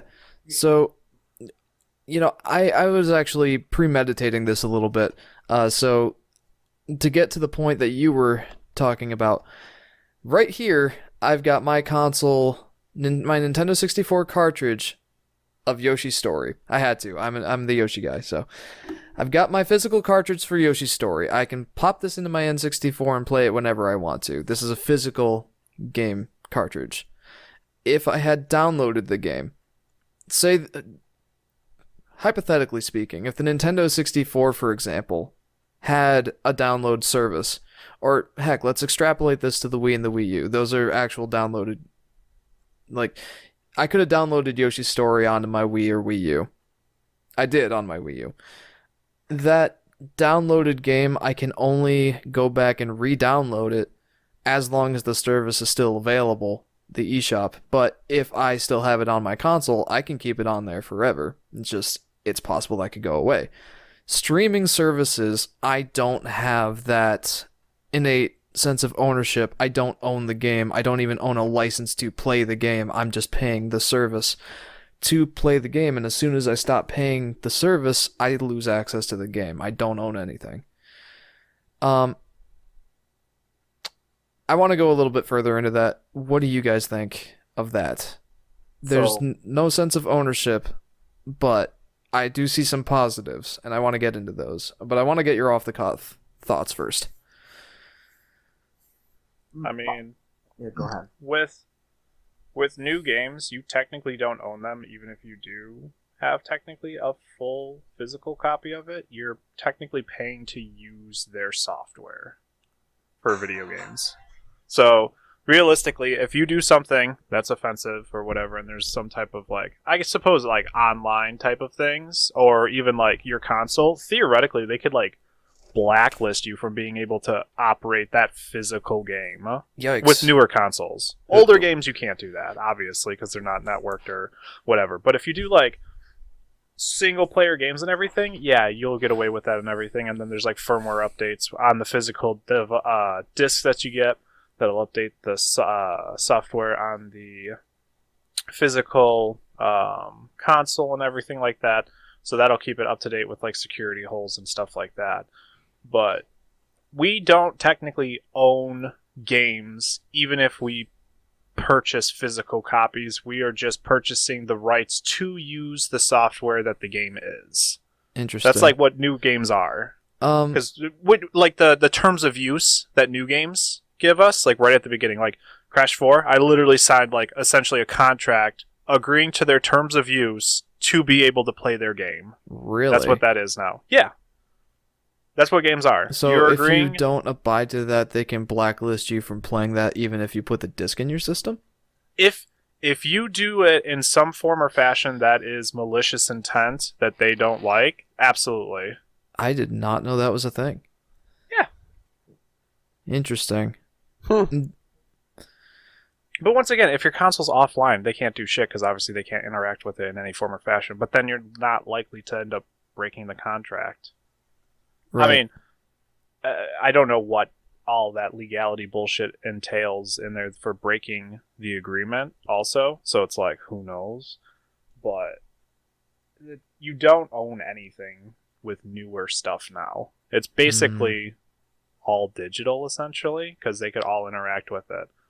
Unless you're offline, in which case they can't interact with it or do any type of things to it. Blah, blah, blah. So. Okay. But that's my 2 cents on that. All right. What about you, Dan? What are your 2 cents? 2 cents on learning that anyone could just stop anything in a matter of seconds. Oh, it feels a little like Big Brother. Can't stop me from playing this. Yoshi's Story. I have the cartridge. Can't do that. Yeah. That's the older consoles. Break the cartridge. They make a digital version of it. That'd be a cool, that'd be a cool thing for like a post-apocalyptic video game world. I mean, dude, I want to see that now. It's sort of the reason why kind of to touch back on the old topic, like some of these games were like, you buy them and there's like a 4 or 5 hour solo player campaign, so like the bulk of your hours playing it, provided you're getting anywhere near like the dollar per hour mark, is going to be online, like with other people. Mm-hmm. A lot of those games are via servers, so it's really just as long as they'll keep the servers up to let you play them. It's not like, there are older games where you play with people online, but you're not server matched. You're direct connecting your two computers to play the game. Right, but that transcends the format that you're playing it at. That applies to whether you're playing it physical, digital, or streaming. I'm asking if the streaming format is. What I'm trying to say is that there are some games where it doesn't matter if you stream them, really, because essentially, like, there's nothing for you to keep. Like, you're gonna have to play it online through a server anyway, and so because that's the way game. So you stumble into the same problem. Well, similar problems, right? With the format of streaming, as opposed to, say, you bought Fortnite on the Switch, downloaded it. It's on your Switch. But if the servers go down, you can't really play it anymore. It's kind of a similar problem with streaming, except, well, there's more problems with streaming. One thing in particular. Well, you know what? Let's go ahead and go ahead. You wanted to say? I was going to say maybe we should point out some of the advantages of streaming services before. Advantage number one that I've been premeditating on is the value. And that depends on the service that you're going for. But the premier example of valuable game streaming service in my mind right now is Xbox Game Pass. That you pay a monthly fee, right? I think for the most expensive one it's $30, but like the baseline is $15 or something. $15 a month. You have access to 200 games, and they're not just like little throwaway games. These are 200 of the big games that are on Xbox's platform, including many of their exclusive games. Gears of War 5 is available on Xbox Game Pass, and if you pay that value at the beginning, if you're paying for the service, you can download the game or stream it, either one, and play it. No other costs involved. And you can do that with any of the 200 games on the platform. You could stream all 200 of them for that $15 a month. If you are playing games a lot, you can get insane value out of that service. That's advantage number one to me. Number two advantage, and this was actually brought up in the earlier in the podcast, is storage. If you're streaming a video game, that game is not running on your hardware. It's running at the server centers. It's the data centers that the game is streaming from that's running on their thing. You don't store anything, except for maybe a launcher of some kind. The game is not on your platform. As a result, you could probably get away with a very low capacity console or computer and stream the game, no problem. That 100 gigabyte download is no longer a concern. Any other advantages you guys can think of? Or any thoughts on those ones I already listed?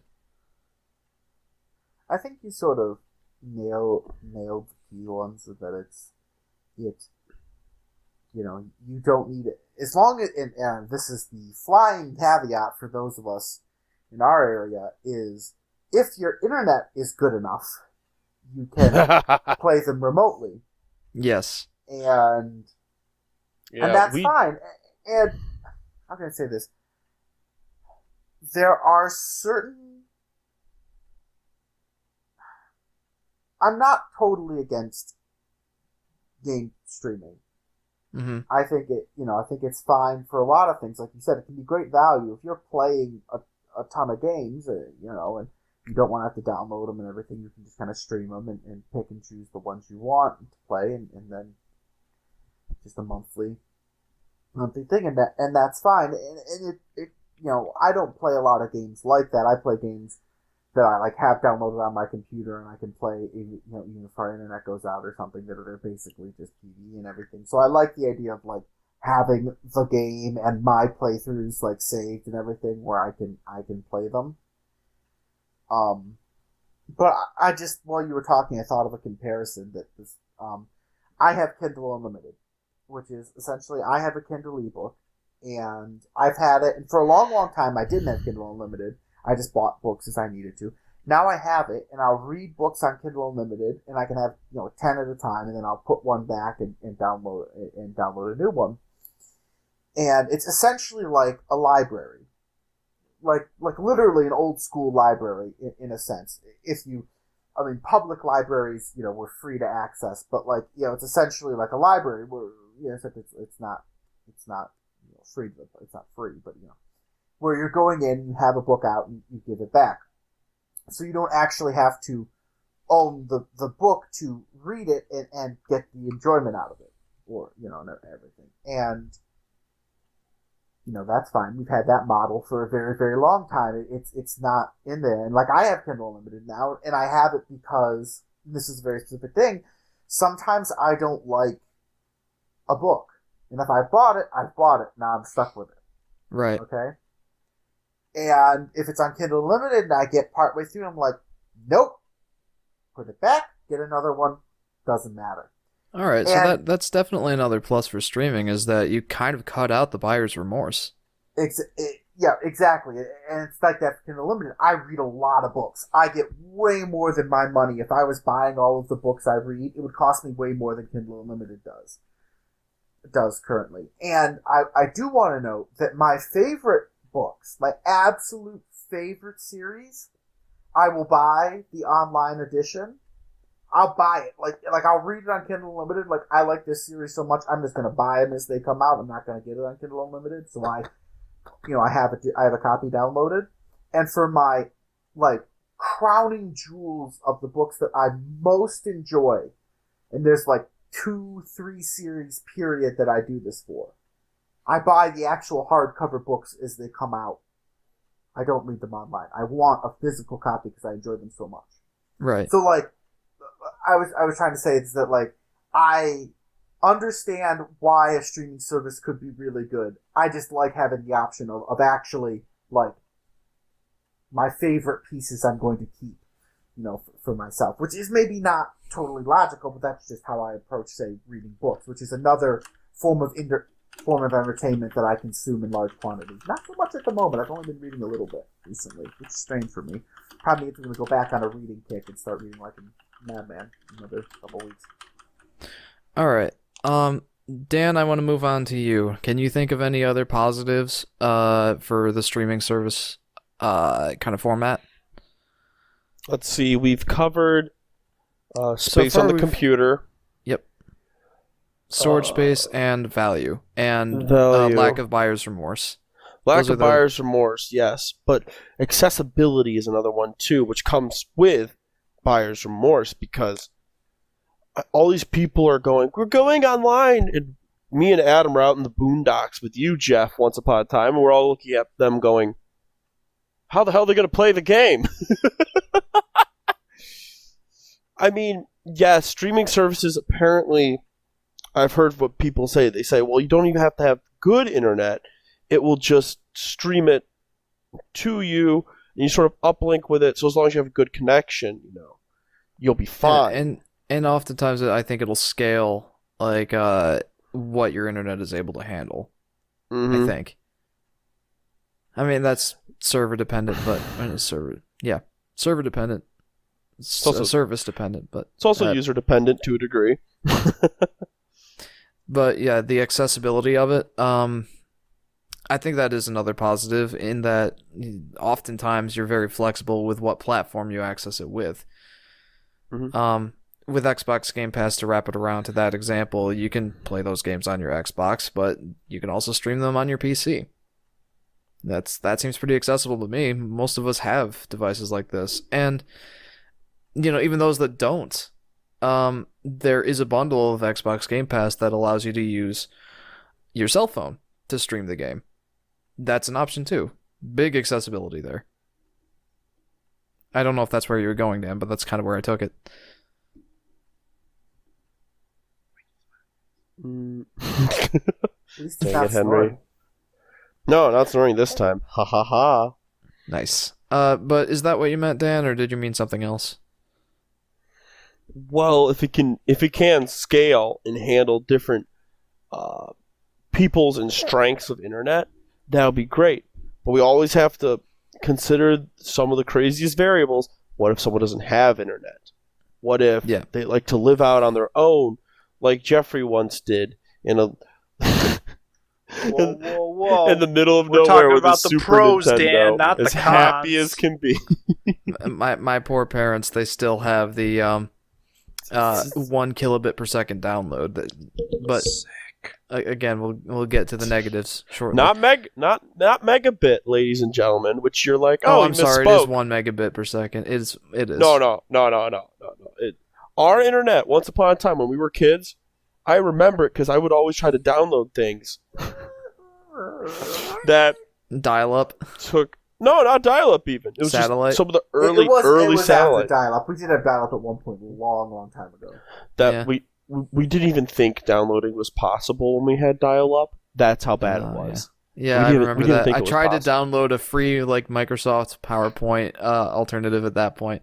our house. No, at my house. Yeah, oh. And it literally wouldn't finish downloading. It couldn't. Like, when I say we had dial-up, I mean, like, I don't think Dean remembers it. We were we were young, and, like, Mom had it for, like, email for, like, 2 or 3 different things. Like, it was Yeah. barely She had it internet. for email. That's all she had it for. What about you, Henry? Can you think of any other positives to the streaming side? You guys mentioned the convenience of it, just the ability to play it on like other platforms and stuff like that, which is nice. But that could also be a nice thing for streaming, whereas you can buy like essentially like say a license for a game, and then if you have multiple devices that are able to run it would depend on how it is, because if you can have like different devices that just connect to that specific server and run that application, then it's like, all right, this is actually really nice. I can play it either on my couch, at my PC, on my phone. That's definitely a plus for it. The other thing that's really nice about having like a streaming service is that the hardware side of things is less demanding. So consoles, PCs, all that stuff, it really doesn't need to be upgraded every year. It just needs to be able to connect to said server. Right. And essentially the game runs on the server itself, if that's how it seems to be working right now. Right, like little So- Tommy can play a very demanding game with high fidelity in the graphics department and play it on his $100 Chromebook. Well, Yeah, exactly. High fidelity in the graphics department, wouldn't that require, like, a pretty monstrous connection? We'll get to that. Because, like... That would we're- be like, think about a YouTube if you're video. streaming, then your connection isn't a variable here for a pro. Like purely, we're looking at the pros of it and everything. If we're looking at the pros, if you Yeah, have the like, connection, yes. say you you're have very, a very gig right. connection, up and down. You have no fluctuations. It's fiber. You're good. No problems. Yes, no, it's great. Then. That's it's fantastic. that's the situation where we're picturing for streaming to be like ideal with this. Yep.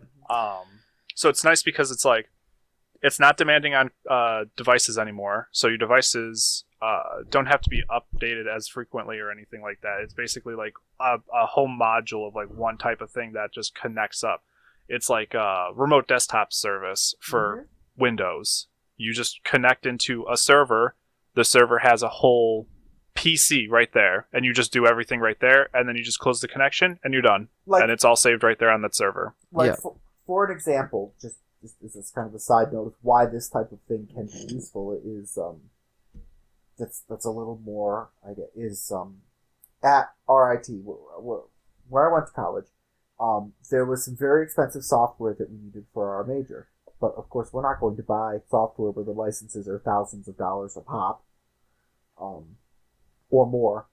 What they had was this big old server in the basement of our building, and it had it all on them. And then you had your account had special access to link to remote desktop into this server. It had ancient knowledge. And Basically. use the programs thereon. Smart. So essentially, that's what they're doing. That's like sort of the same idea. Yeah, that's pretty much what streaming is. But But I also- like that, huh? Do you have One any last others? thing. Go ahead. Yeah. In my mind, I think it would be cheaper at a consumer level as well for streaming, because then you don't have to spend that yearly new console, hardware updates for PCs, stuff Mhm. like that.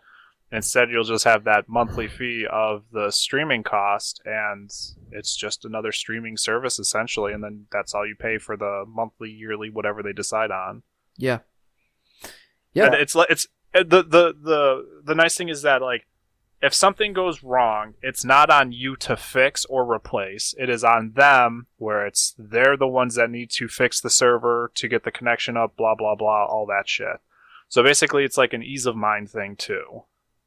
Yeah, that makes sense. Ease of mind for the end consumer, and I think Yeah, that so it's does like- tie into the accessibility aspect of it too. Yeah. Yep.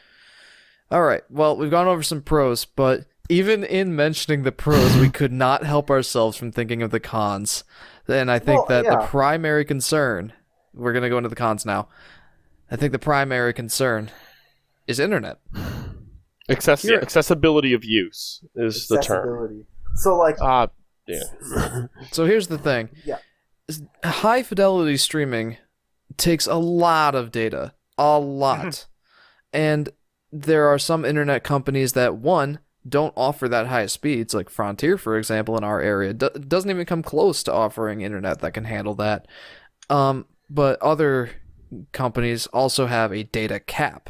They might not tell you what it is, but I think, like, one of the internet companies I heard of had like a 2 terabyte limit per month, and if you hit that, they'll start upcharging it. But it's not like they tell you that, because the average consumer isn't going to use that much data. So game streaming can definitely conflict with that. And like I said, internet speeds are definitely a problem. You have to have good internet speeds, good response time, and all of that. And that's something that I would venture to say is getting more commonplace, but is still not in the sort of situation where it's mainstream yet. Like, most people don't have, well, I don't even know if I can say most people, but a lot of people don't have good enough internet for this. A lot of us are that way. Well, not a lot of us, but Adam right now has, what, 5 megabits per second download? I have no clue what it is. And, Something that's not... Go ahead. In my case, it's not even, like, 90% of the time, it works beautifully for everything I'm doing. Right. And then, like, You sneeze and it's gone. sometimes it just decides that it's not gonna really work, and I would be unable to do stuff online, or very much stuff online. It just decides that it's overloaded and not working at that moment. Yep. And Henry's internet has very inconsistent response time on top of that. I still hear the screams at night. I remember playing League of Legends with Henry, and oftentimes he'd be like, "Oh, 500 ping, let's go," and it's like, it's stupid too, because like my internet, it's the latency that's the problem. Because like right now I just did a speed test. I got 40 ping, 20 megs down, 10 megs up. Like, that sounds like I should be able to pretty much play, do anything, but it's like it's not a reliable speed and connection is the thing. Yeah. Until like infrastructure start to become more stable and reliable, then streaming's not really a viable source in the current situation, unless you're like in a major city where internet's like a necessity. Yeah. I would say even in some major cities, the internet can be patchy. Like, some areas it's great, some areas it's terrible. I mean, for New York specifically, I don't know about other states, but like New York sucks because there's no competition for networking. It's solely dominated by Spectrum. Yeah. And since they're the big Spectrum one. has the grasp on it, they they basically control, like, hey, my internet's out. Well, that kind of sucks. We got people looking at it. Who knows how long it's going to be? Instead of like, yeah, we'll have this up in like an hour. You'll be good. Sorry about the inconvenience, kind of thing. Yeah, like, a lack of competition really doesn't drive that fast response time from them. Yeah, because they're like, what are you going to do? Get rid of us and go with what? Satellite internet? Frontier. Yeah, exactly. Just DSL. And, yeah, it sucks too. But like, slowly there's other companies, more like fiber-oriented companies, are making their way specifically into our state I'm talking about. Yeah. I don't know how it is with the rest of the country, so that's a really hard. It could be different. Yeah. It's so it's hard, but like specifically New York is dominated by one ISP, and it's like, damn, they have no competition or any like threats, so they've become very stagnant, relaxed. Yeah, I was just saying. Sorry, go down. That does bleed into the streaming side of things. That it's not a problem with the streaming service innately, but it depends on that internet, and that is a problem. Yeah, the point I was going to make basically alongside that is like Kindle Unlimited. I download the book on internet, and you can get like a Kindle with 3G. I've had it before, and it's fine. But like, I download the whole book, and I have it with me. I read it offline all the time, and then when I get to the next one, so it's not I don't need constant connection or anything like that for it. I'm like borrowing the book temporarily so I can still read it when it's like, for example, just as a very bizarre example, say the internet blew up today. Not really possible, but you know, like the internet. One of the server the 10 towers books that I have checked out would be the 10 books that I have. Like they wouldn't go anywhere. It's interesting. Not, like that wouldn't apply though to the game streaming side. Yeah, because you're literally playing it remotely. Yeah, so it's a little different concept, and so if you are sure that your internet is up to it and you can get these amazing results, you know, that's great. It's kind of like the idea of library's great if you're in town. But if you live 100 miles from the nearest library and you can only borrow, it's not as nearly as appealing because you can't, it takes so long to change things. It's that idea that like if your connection's stable, if the internet's good, it's a kind of appealing in the sense that like if you're going to like want to sample a whole bunch of games, you're gonna like Henry has said, like how he'll play games. He'll play like, I'll play some of this, then I'll play some of that.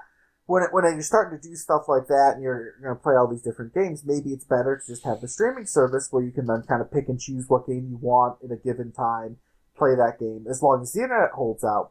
The problem is you're paying money for a streaming service, and if your internet connection, which is a separate service that you are paying for, decides that it's going to shit the bed, it invalidates this other service that you're paying for. Yes. i.e. Yeah, let's go ahead and move on from that one. The next negative I can think of is that, and Henry already touched on this, but, you truly own nothing with a streaming service. Not a single thing. Everything you're paying for is on a server somewhere that, you don't own. And, like, you can think of Netflix, for example. Like, people don't have a problem with it because of the convenience factor. But if say, going back to the gaming streaming, Stadia, for example, no, any streaming service, really. If they take a game off the platform, you no longer have access to it. Coming back to the example of my game, Yoshi's Story here, if Nintendo got rid of the eShop for good, never to be seen again, already done on the Wii U is approaching that, I still have the game, I can still play it. Not an option on streaming. That game is taken from the server, it's gone for good. So, if that was if you're finished at that point, I was going to say, I don't mind that in a streaming service where I'm paying for essentially this huge selection of games, and provided I'm not I'm getting it specifically for this game because there's no other way for me to get it. I don't like that. Like, if a game ever becomes you can only have it via the streaming service, not a fan. Yeah. Because it's not fully accessible to everyone, just for the one thing, but also just like I was saying with my book, sometimes I just buy the actual hard copy, paper copy, and find a way to squeeze it onto the bookshelf in my room because I just love that game. Like, if there's some piece that you want to keep forever so you can play it again and again, you can't do that with a streaming service. But if you're not using it for that, if you're using it to play these different games, and I'm going to play it, and then it's going to be gone. 6 months later, they're going to put out iteration 4, and it's going to be basically the same game, tick up a number, and I'll play that then. And then the streaming service is fine. I'm more offended by games where essentially you're paying that $70 out of your pocket. Here's the game, and then they basically just the servers they shut down the servers because for some reason, or they you no longer can play that game that you bought.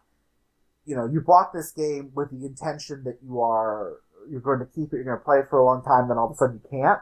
That's shitty. But a streaming service where it's I'm playing these games, oh, you took away the game, I'm I'm canceling the streaming service. If when it's a monthly reoccurring cost, and if it's not too outrageous, of course, it's not. I'm fine with that because if you don't like what's happening, if you can't get it, you just cancel it. It's when I'm more offended when it's games where it's essentially that, but they're asking for all the money up front, and it's well, how about this?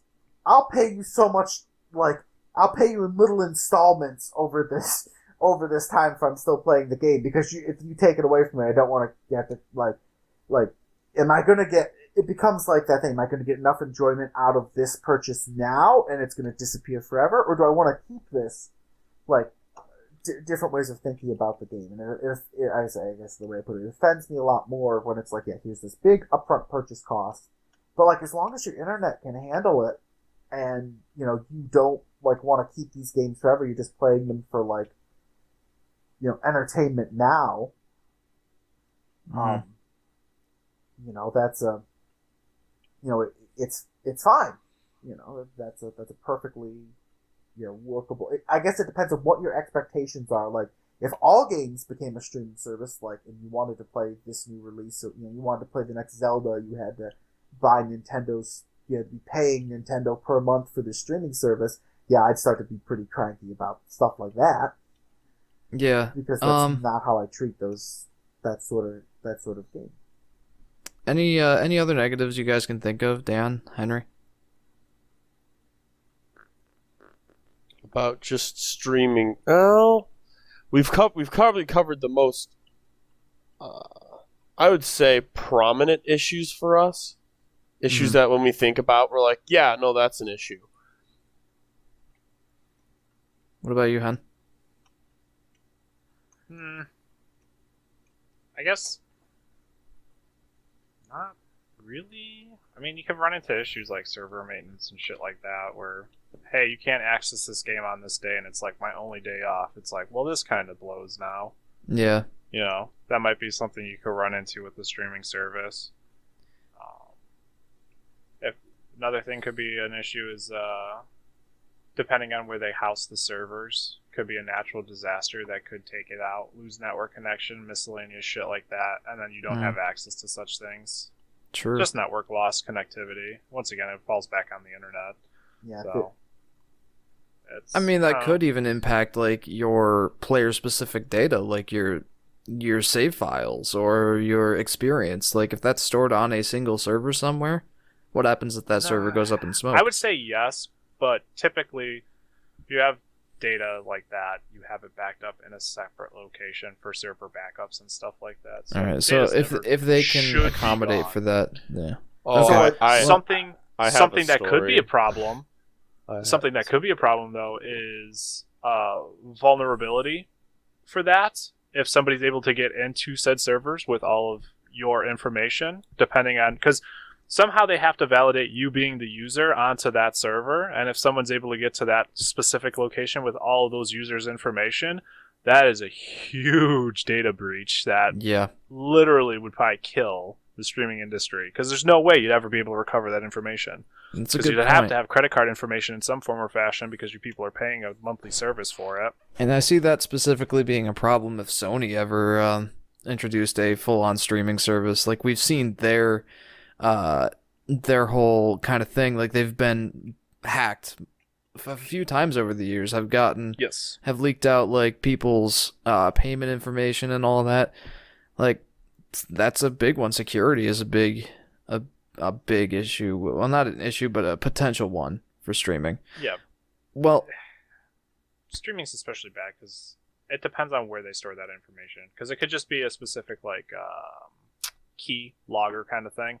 You are this specific user. You just sign in with that, and you're good. And they might save that information somewhere else, way more secure and everything, which is the right way to do it. But who knows? Somebody could get lax and doing a quick, cheap streaming service, because if it becomes mainstream, then there's competition for different streaming businesses, and then you have different games and everything, like they have with the media streaming now with like Netflix, Hulu, and that, and it's just competition in that manner. And if somebody becomes lax in their security in that, then big data breach. Mm-hmm. But I don't know. That'll be interesting to see. All right. Well, we've covered a few of the pros and a few of the cons. There are likely some that we missed, but something I want to zero in on here. The main question that was asked at the beginning of this topic: are streaming services the future for gaming? Adam brought up that if it was the only option to play games, he's not into it, and I concur. But if you're using it as a supplement, I have no problem with it. However, is streaming going to be the main way to consume the game in the future? Is that where this gaming industry is heading? And obviously we can't know, we're not soothsayers, but what do we think? Do we see that as a likely possibility? I personally do. Absolutely. But it requires a better infrastructure for networking before that happens, and who knows how long that'll be. That's really the big thing. Yeah, like if that sort of heavy infrastructure for data transfer becomes ubiquitous, I could see it being a thing. But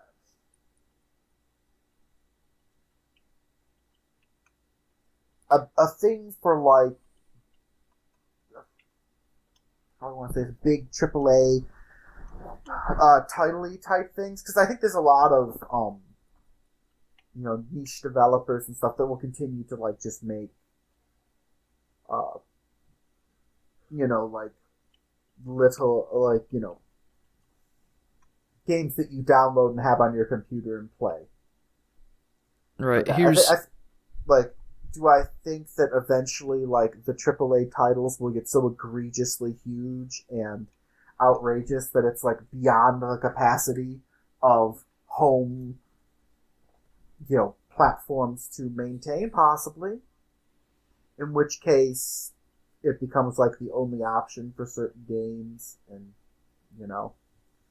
it's sort of like right now, if a game was released on VR and like it's an amazing game and I wanted to play it, I'd be like, well, I can't play it, I don't have VR. Like, theoretically, I could go to my brother's house, he has a VR setup, but like I just don't have the ability to it would be like wanting to watch a TV series before TV was out this far. It's yeah. You just sort of, get upset and shrug your shoulders over it. I think it would most upset us because, like, if it became an issue, like, well, we can't stream out here. It doesn't work. And now some like series of games that we really enjoy and want to play the next one in, or play more of this series, this type of game, becomes purely streaming, or purely from that service, and we just can't use it. That would be very upsetting, like to us. But as the future of gaming, I think if I think it will be a major addition in gaming, and I think it will be like a major secondary way to play games for a long time. But I don't know if it'll ever completely supplant the current model, because you would have to have internet to make it work. Yeah. And sometimes you're just going to be offline, and it's a thing. And that has to Well, I mean, with the advancements in the mobile networks, I see that, like, it's a distant future thing for sure, but I see devices constantly connected. And that's a long ways down the line, but that will no longer be a big issue at that point. Yeah, I get it. Like, the internet is a big obstacle right now, and yeah, So I'm it probably saying, won't happen yeah, for a while. it can be the future of just for example, and this example doesn't quite correlate, but what I was talking about, like Kindle Unlimited. Kindle Unlimited is not the only way to buy books. In fact, there are a lot of books that aren't on it, you have to buy them, you download them, you have to buy them and download them as a Kindle book, and most now have e-editions, as well, and, and most you can still buy in at least paperback, if not, release hardcovers anymore. But, no book on Amazon that I have seen is exclusively through Kindle Unlimited. Like, maybe if there's like Prime releases where like you can get it a month ahead of time, if you're like part of Prime or Kindle Unlimited, you can read the book a month before its actual like release. That might be a thing, but like there's no book that they won't let you just pay for and download that book. For now. Yeah. Well, I mean, for the books, that's a different thing. But it is gaming, because books are much smaller. Right. We're talking about different things because, like, yeah, but for gaming, like, I can see that happening. Like, sure, like, it doesn't have to be through Xbox Game Pass, for example, but say Amazon's game streaming service also offers the game. You can get it in multiple places, but it's all streaming format. That's kind of what I see happening.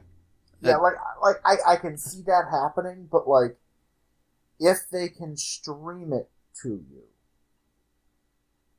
how hard is it to let you download and play off your own machine, provided your machine can do it? Like, are they going to say, no, you can't spend money and do that for this game specifically? That feels like they could do it, but it would be like shooting themselves in the foot.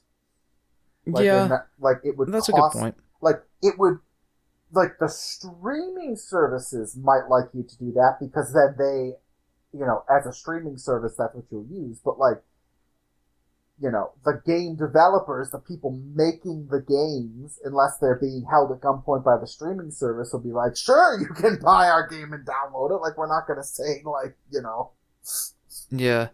Like, so like that's the contrast there. The streaming services would like, and so like, if all your big game developers and everyone who's making games, which given the sheer number of companies is quite, I find this kind of unlikely, become giant streaming services as well, and then all of a sudden they just want to convert everything they have to pure streaming service, and that's how they're going to hook you in, is they're going to make it all just a streaming service, and everything, and their own, that I could see becoming a thing. But then you can't download it anymore because they want you on the streaming service. Yeah. But like, then there are companies that aren't going to be doing the streaming service, and so we'll see where it goes. And yes, like, the biggest reason I see it drifting that way is games have become just frankly ridiculously enormous in some cases. And so just sheer hard drive space starts to become a bit of an issue. It's not only that, but as you touched on earlier, like, the performance is largely dependent on your hardware that you're running it on. With with game consoles, it's a lot more simple, but with PCs, like, you have to know that your computer will run it. The old minimum requirements. Yeah. What about you, Dan? What are your thoughts? Well, if we want to talk about streaming services and monthly subscriptions, a really fun thing we should throw around is season passes. Games with season passes where you pay for that month. If you play enough of that game during that month, you'll get all the rewards. If not, I don't like it. If not, too bad. No, I hate it. What do you mean by all the rewards? A lot of people hate it. Well, let's go to Fortnite. Is that like a replacement for DLC and updates? No, that's literally just how to get additional cosmetics, bonuses in games, how to get your full breadth and experience out of it. A lot of PvP does this. Fortnite does this. They have a monthly subscription. You pay for the month. MTG Arena does this. You pay for a subscription, you get onto sort of a bonus list for that season, where if you've played it enough, you'll get a huge chunk of rewards. If not, too bad. I'm not sure if it's I'm pretty sure it's like a seasonal thing. For Fortnite, I know it's... MTG Arena, it's a like... Is it a lifetime? It's like a 4-month cycle for a mastery set class. Okay. 4 months. For 4 months. So for 4 months, you have to play the game to an extent. Here's the thing. Like, I don't know how it works with some of these others, but on MTG Arena, you go up levels on this mastery pass, and you get stuff for free. And then there's like a second column for if you buy the mastery passes, all this extra stuff you'll get. But it remembers what level you are. If you get to the end of 3 months, and you're like, wow, I've got basically this whole thing, Mastery Pass is now worth it, because it's going to give you everything that you earned up to that point.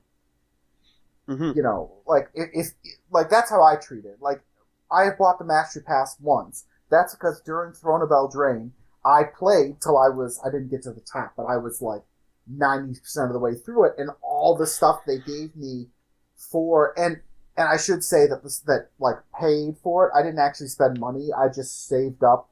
I just played the game enough to save up enough crystals on MTG Arena. You get gold for daily rewards. Then you can go into like certain competitions can be entered with gold, but they reward crystals, or that's what you normally buy with money. And then I spent all those crystals I stored up on it to unlock this set reward. Right. So I didn't actually spend money on that model. Which is but that essentially Dan, hang on. Dan, I want you to wrap that around to the streaming format. How does that relate? Well, for this extent, if someone buys on the streaming format, pays for set number of months, because there's no physical object, there's no, oh, you bought streaming, here is your box of streaming. Here is streaming. Here is streaming, yes. And so it's going to be a subscription fee. Yes. So now, what if something happens, okay? And for 2 weeks, the person was in the hospital, or the person had to work overtime. It's completely unexpected. That is, they essentially paid for only 1 week. They paid a month's worth for 1 week. And there's that sort of, this comes down to the battle of, do you like track phones, or do you like, easy talk. Not for fuck for. Anyway, you're going for like a pay as you go kind of plan versus you're paying monthly every month in order to have a service. Exactly, and the complications of that, of the two difference. For That's the one, interesting pricing model. For the one where you pay as you pay for a lot amount of time, and then you play it. For people that don't play games very much, that'll look insanely appetizing, where they're like, I play for 1 day, for like 1 day a week. I only put in like 5 hours. So having the stream service where, it's $40 a month is more than plenty. I can, you see what I'm saying? And then it can, it could like bowl over. A streaming service that you, like Henry was saying, you pay for it as you go rather than pay for a monthly fee, and whatever you use, you use. Because which will be beneficial for some situations. May I point you to Google Stadia then? That is a Google Stadia is another streaming service, and you've probably heard lots of bad things about it. It's not very good. Mm-hmm. And it's partially because of that pay-as-you-go scheme, except it's done kind of the wrong way. Instead of streaming the game and paying a fee for it, you buy the game. You pay the $60 for the game, and then you can stream it.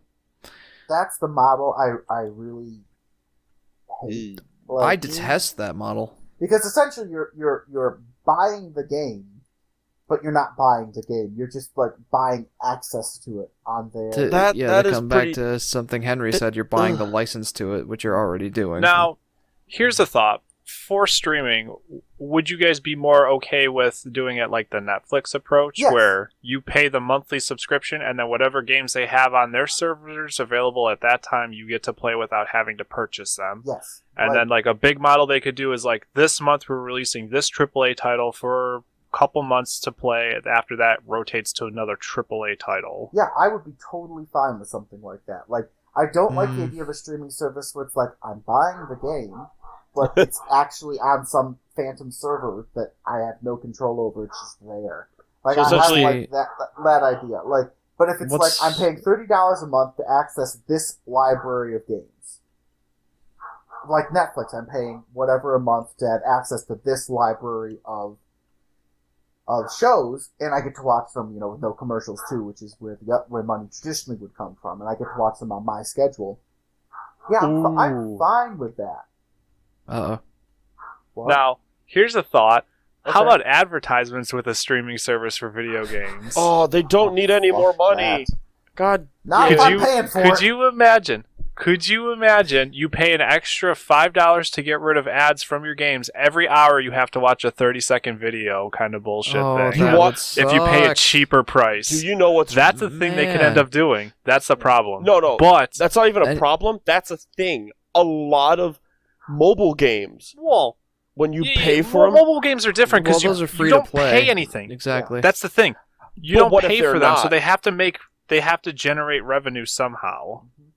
Any games that we've seen that aren't free to play on mobile tend to flop because people don't want to pay that $10 for a mobile game, and then they don't have any recurring revenue, which is the main kind of revenue stream for mobile games. There's a recurring revenue that comes from that. Anyway, I'm sorry, we're getting off topic. Hey, Henry, you mentioned a Netflix style approach to the streaming service, and Adam seems on board with that. What was what was the alternative? I mean, the alternative is like, so say I purchased Crash Bandicoot 4, right? Yeah. I log into my stream service that I have, put in the product key, and then it unlocks the game for me on that server, and then I can just play right away. So a Google Stadia approach. I mean, when you said pay as you go model, I was thinking like pay for your use. Yeah, not pay like for use. You pay for a specific game and it's on the server, and if it it's something but more like you have this like you play on this server and then they charge you $1 an hour every month for what you played. That would be like a pay as you go phone plan. That's what I envisioned too. That's where we were starting. I'm surprised they didn't create that model because but if you're playing it a lot, a flat monthly subscription then becomes your better option. Like if you're on the phone all the time, you're texting all over the place, you're using a ton of data because you need to check your work emails on the subway into work or something, and so you're using your data. Or listening to podcasts where there's no Wi-Fi or something like that. If you have all these different things you're doing with your phone, it's just cheaper to just pay every month for unlimited, essentially. Just I'm gonna use this instead of just paying as you go, because that adds up really, really fast. So that's what I meant is pay as you go. I really don't like the model where you're buying a game but you don't own it. If it was cheaper, maybe, but where the lifetime of your ability to play the game is then entirely dependent on the lifetime of the streaming service.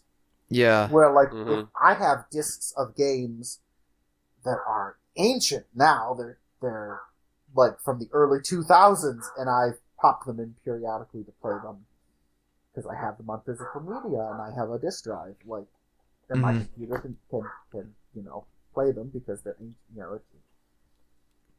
that sort of thing where it's like, I like having I have this game, I downloaded it X many years ago, and it, it's still here, I can still play it, Yeah. Now, another thing that I'm kind of curious about with streaming is with a casual versus competitive standpoint, like pro gamers, like how well will that work out? Because then it becomes, how far are you from the server that is hosting your game that you were playing? I think in that case, the question becomes what type of, like when we talk pro, what are we talking pro? That mean like pro players who are paying for real time, Adam. Real time, not turn based. We're talking esports, right? Yeah, I know. I know we're talking real time, Dino, but I'm saying, like, are we talking pro, like someone who plays it all the time and goes to then tournaments that has some sort of tournament bracket they compete for money I'm on? talking like League of Legends kind of people. Okay. Because essentially they're close to being almost like they're very close to being almost like a streaming thing. It's very close. Because realistically, the only difference is that we have a physical client that has all the information, but they could just log into another computer so far away and it runs it as it is right now.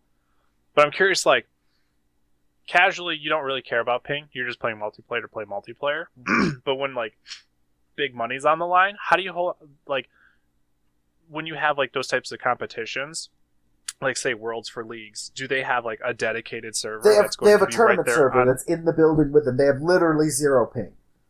So, for that, are they going to do that with every game, then, that is, like, that spectrum, that level of seriousness? I'd say they'd have to have any sort of... like, those, like, the actual, like, esports, where there's actually, like, casters that are analyzing it, and there's, like, an actual, like, significant crowd, like, there's actual money involved. Yeah, there will be a tournament server, is what they call it, like, a server room in the building or maybe not in the building, but, like, next door or something that is, like, just, for example, for League of Legends esports, they have, not only is there a tournament server that has literally 0 ping, and most, of the competitive scenes, I can't say all, have a tournament server that's like, it's usually the same one, but it's just for scrims. So their scrims are on much lower ping than, like, it's not like they're playing flex, like, they're making a, they're not like in like the general league server making a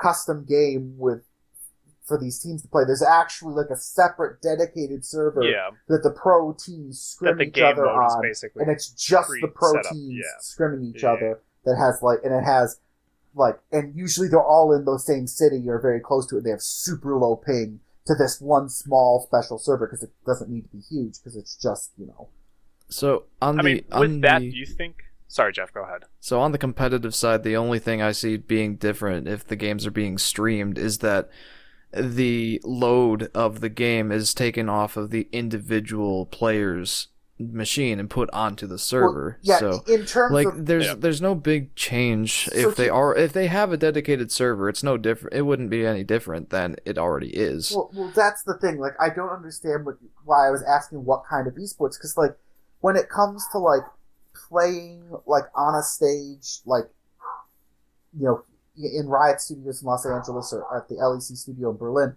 the players aren't even on their own computers. They bring a keyboard and a mouse, and they plug it into the computers and display monitors that are there to play the game, and they log into their account that is specifically on the tournament server. For this thing, they do play on a tournament server on their computers from their team houses to scrim each other as well. But that's reliant on their internet then, right? And that is on their machines. The tournament server, it's a special tournament realm that they have that has like that is lower. Not necessarily, it has lower ping. It doesn't necessarily have like super low ping, but like for the actual on-stage tournaments, that's why like you'll see clips from professional play and you're like, dear God, that Lee Sin is insane. Like, how did he do that? Well, like, there are Lee Sin players, like, you'll watch a professional player play, and they're on, like, 20, 30 ping, and they're like, if I was on 0 ping, he would have died there. I wouldn't have, because I would have started the kick animation a split second sooner, and that would have been enough. Like, So is that esports situation what you're describing, Henry, or something different? yeah. So No, that's it would be like that kind of thing.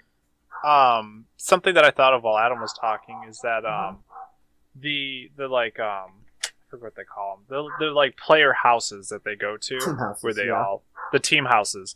I think team houses would be more common, more popular even, or easier to do because you would just have like a say Raspberry Pi type of computer for Mhm. each of the players, and they plug whatever into them, and then they could just start stream playing and communicating with each other a lot easier and faster than having these maybe not high end, but like medium to high end ranged PCs for cost and everything, as opposed to just like a monthly subscription kind of thing. So getting like, I think it'd be easier for like competitive teams to even like start up to get into the gaming Yeah, scene. Yeah, and that depending stuff. on that's the actually a game, huge like- positive. League of Legends runs buttery smooth on my antique, my 8-year-old laptop. Like, League of Legends is sort of a bad example there, but yeah, if there was a game that had like a huge load on it, then that might be a thing where like, yeah, I just want to stream this this game to these PCs, so I don't have to like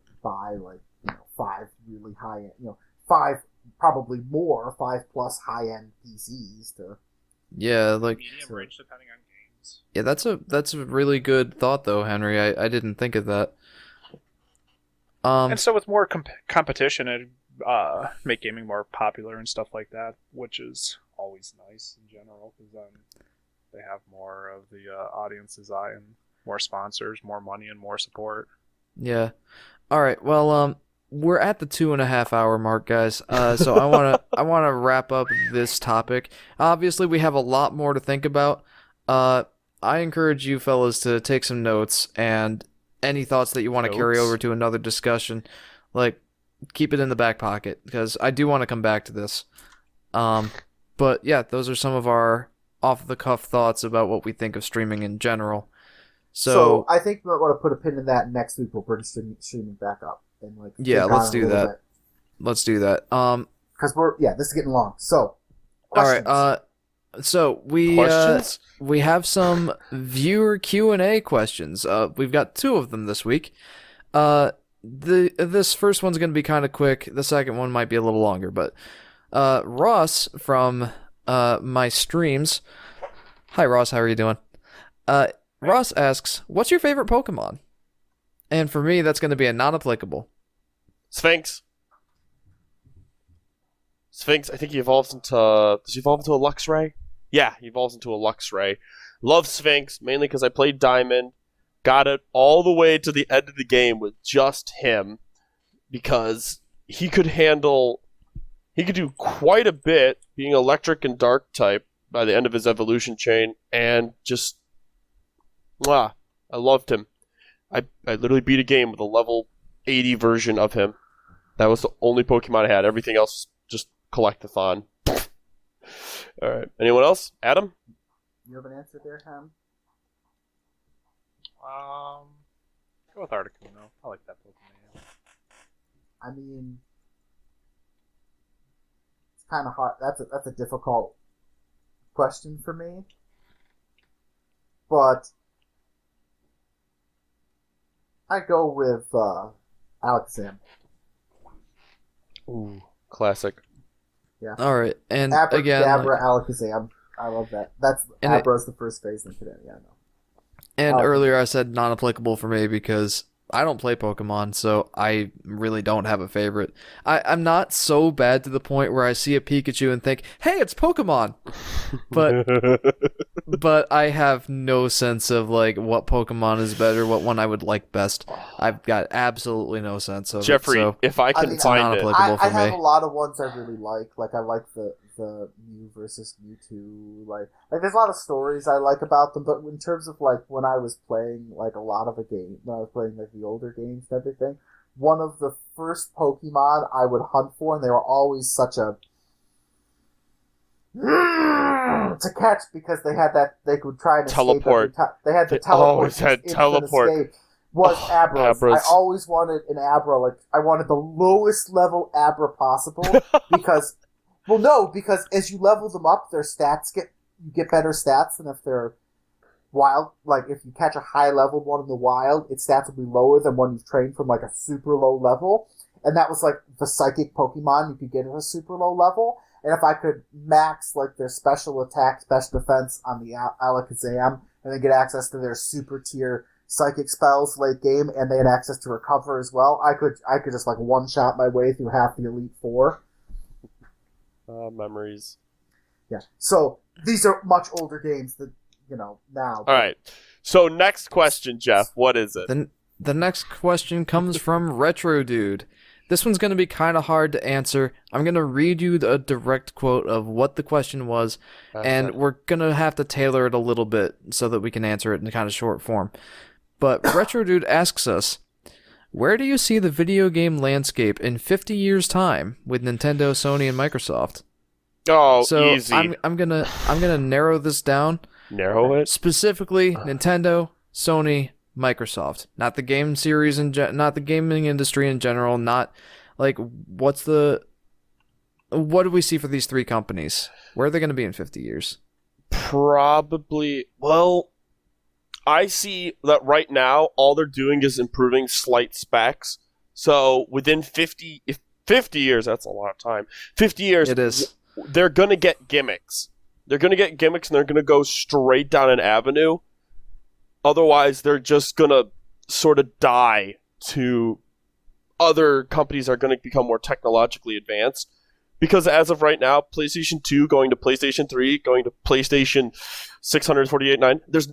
Oh, good, you got a spec upgrade. Well, the PC kids are just doing that all the time. So, it's not really doing anything. So they're probably going to go down different avenues. My guess, Xbox is, I'm guessing, going to go down a competitive route. Somehow they're going to latch onto something competitive and they're going to try to expand it. PlayStation's got probably the best footing in VR, so they might try to go down the virtual level VR. Yeah. Yeah, they're probably going to pool their marbles together and go down that route to distinguish themselves from the other companies. And Nintendo, God bless those people. Those people are smoking the peace pipe all day long. They're just going to look down different avenues of creativity, and probably they're going to come up with something weird, but it works. I don't know what it is. I'm gonna piggyback on Dan's thought. I don't see Microsoft going down the competitive route as much as you think they will. Like, they're the ones that are like spearheading the transition to streaming. And they're very much focused on consumer friendliness right now. I see them trying to push what we think of like the game format. Like, they're trying to get away from the physical kind of side of it and expanding how we play video games.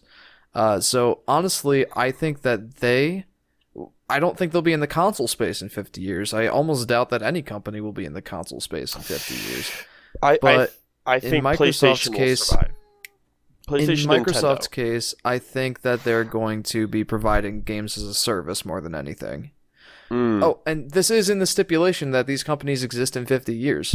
Like, Sony Computer Entertainment may be out of the gaming race by that time. Microsoft's Entertainment, maybe they'll be out of the gaming race. Nintendo, who knows? But assuming that they'll all be around in 50 years, I think Microsoft's going to continue pushing for the gaming as a service.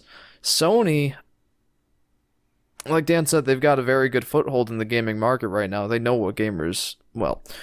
We think they know what gamers want for the most part. It's always been Xbox are the specialists in multiplayer. PlayStation's always been specialist in single player.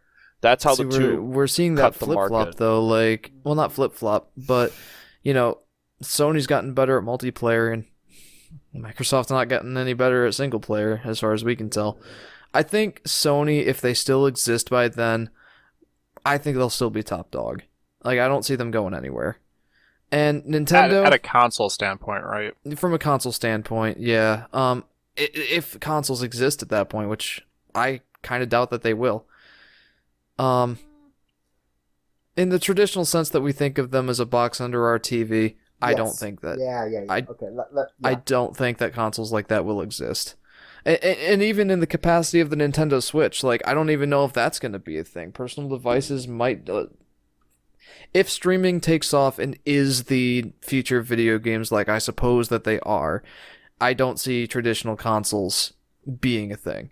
And anyway, Microsoft, games as a service. Sony, still top dog in gaming. I think they'll still be the all-around better choice. And Nintendo, you can't predict Nintendo, man. Like, they'll probably be making gaming shoes by that point. I don't know. I mean, so technically, they're looking into that research. Do you have a? So yes, Do you have a? That's VR. What are your thoughts, Henry? Realistically, I kind of hope that they do still have consoles and they are still big name companies for gaming side, because competition's very healthy, as we have stated earlier, especially in the ISP market, because if one of them becomes very dominant, then they're going to become very lax and lazy with their business models, because who's going to compete against them? So they're just going to run tyrant with whatever it is that they decide to do. Mm-hmm. So ideally, I hope all three stick around and they're still a thing. Even at a console standpoint, I think it's healthy, because some people just don't want a PC. They just don't want that. They want something convenient to plug into their TV, play whatever it is they want to play, get a bunch of friends over, plug their controllers in, and have at it, where you can't really do that with a PC, you know? Yeah. I mean, some games you might be able to now. Just bring a whole bunch of USB ports, but like if you have like laptop or a smaller type of like a desktop PC, you won't be able to do that as easily. So it's less of a local play kind of thing for that. So hopefully they're still in it. That's what my hope is in that. What do you think, Adam? So What do you think? What do you see for these three companies in 50 years? Okay, I'm going to take a more out there take, just for. Looking forward to this one. It's not that out there. So, you know how the Virtual Boy was like hot shit on a griddle? Yep. And now there are halfway decent VR things. It was really just much too, like, the idea was good. The capabilities of the hardware and the limitations of the time, not so good. Yeah. They were way ahead of their time and they paid the price for it. Yeah, now we're at that point. Yeah, they were way ahead of the time, and it was just bad. Mm-hmm. Think about stuff like Google Glass. You remember that? Yep. The little augmented reality thing that was like on. It was like if you look at the glasses, so you could just, it was all right. like, display stuff on your glasses. You know, like So funny though. But like, imagine that's the Virtual Boy. Like in 50 years, that like everyone just has a pair of glasses that, you know, Or just VR is headsets. their cell phone. Like they have like a little like pack in a pocket or something, and all the information just whips across their vision. It's like augmented reality all the time. It can overlay, like you look at, like you don't even, like, this is a very extreme example, and I kind of doubt it would happen. But like you go into the supermarket, they don't even bother putting like the prices on the shelves. You just look in it, like, in a little display, and your eye pops up and like puts what the price is currently on it. You know, like for like, you know, especially like daily changing prices. You know, for like market fresh stuff. Or like you don't even have to label that stuff, because it has like a little tag in it, and it paint in your onboard system pings it, and you look at it. And so Do then you see that for gaming applications? Well, so like mobile gaming, sure, that would then be your mobile gaming. You just, you know, sit there on a park bench staring off, and you just be staring at your glasses, and it would just be playing the game for you, and you'd be doing that. You know, and if your portable stuff is powerful enough, you're sitting there, your hands are just sort of moving. It's like gloves with like tactile responses in it, so you can tell what your hands are doing. And you're just sitting there like this, your hands moving in the air, and you're playing, you know, the 5th remake of Spyro or something. See, just Adam, sitting there on a park bench. now that you've brought up that future, I want to see that happen just because I want to walk into the park someday, see somebody like on the bench, just sitting there looking off into space, and all of a sudden, no! Yeah, their hands are just moving. I want to see that. And so, like, if we then take that up a step, like, in your house, like, do you need, like, TV? You know, maybe you have, like, a display, but, like, you just have some central computer that's, like, in your house, you know, and everything, and it does everything. It streams the games out of it and everything. It can project them right to your glasses, you know, or, you know, it runs, like, a VR head, like, you have, like, instead of just the augmented reality overlay, you have, like, a full-ass VR headset. That's, like, your console is, like, the huge-ass interface for, like, a real immersive VR setup you got going on, or, you know, for real extreme, some crazy pod you climb into where it's, like, true full immersion VR. You know, like, and that's your like Sword Art Online. Yeah, that's your console then. And, like, all other electronic interaction, like your, you know, laptop, your cell phone, your computer, your tablet, your phone, they're all just, like, a little pack in your pocket, and they just send information to your to like an augmented reality display, and then you have like gloves or something to interact with it, or like something on your wrist that you tap, like, and that's your like everything, and then your console might be like some super immersive VR on the high end, but most games that you would play in the sense that we play games now are just all through some augmented reality setup. And so they're asking about the companies then, you know, depends on if like technology comes out and it's patented, but generally Microsoft and Sony at least are not just game companies. Like, yes, we all think of when we say Microsoft. Yeah, like Sony also makes cameras, TVs, and technology. Microsoft spearheads Windows. Yeah, they make Windows and all that.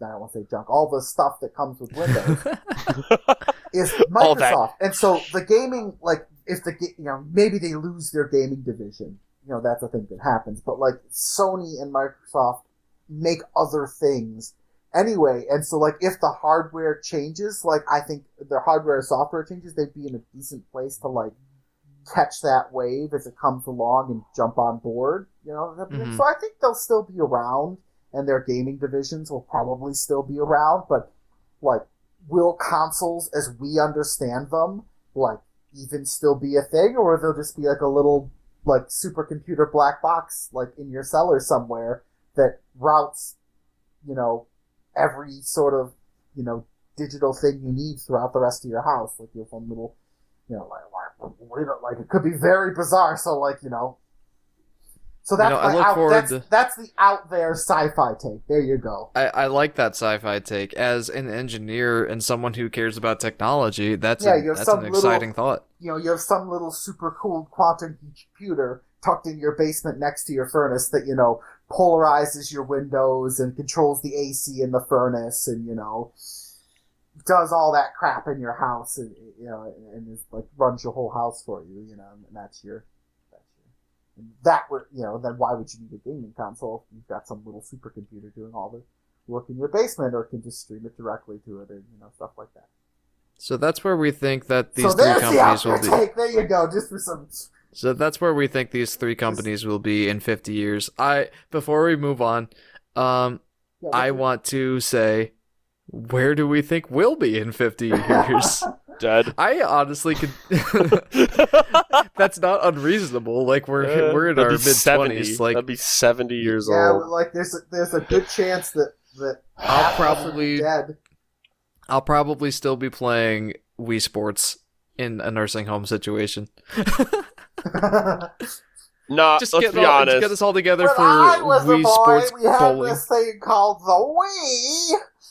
Yeah, pretty much. That's where I see myself in 50 years. Shut up, Dad. I'm trying to battle space pirates in my gloves and goggles. I'll probably still be here in my house, but, like, I'm not. I'm probably just going to be, like, in the past for video games. That's just my Wii U! Oh, God. With that voice? Yes! I think we should put you out of your misery.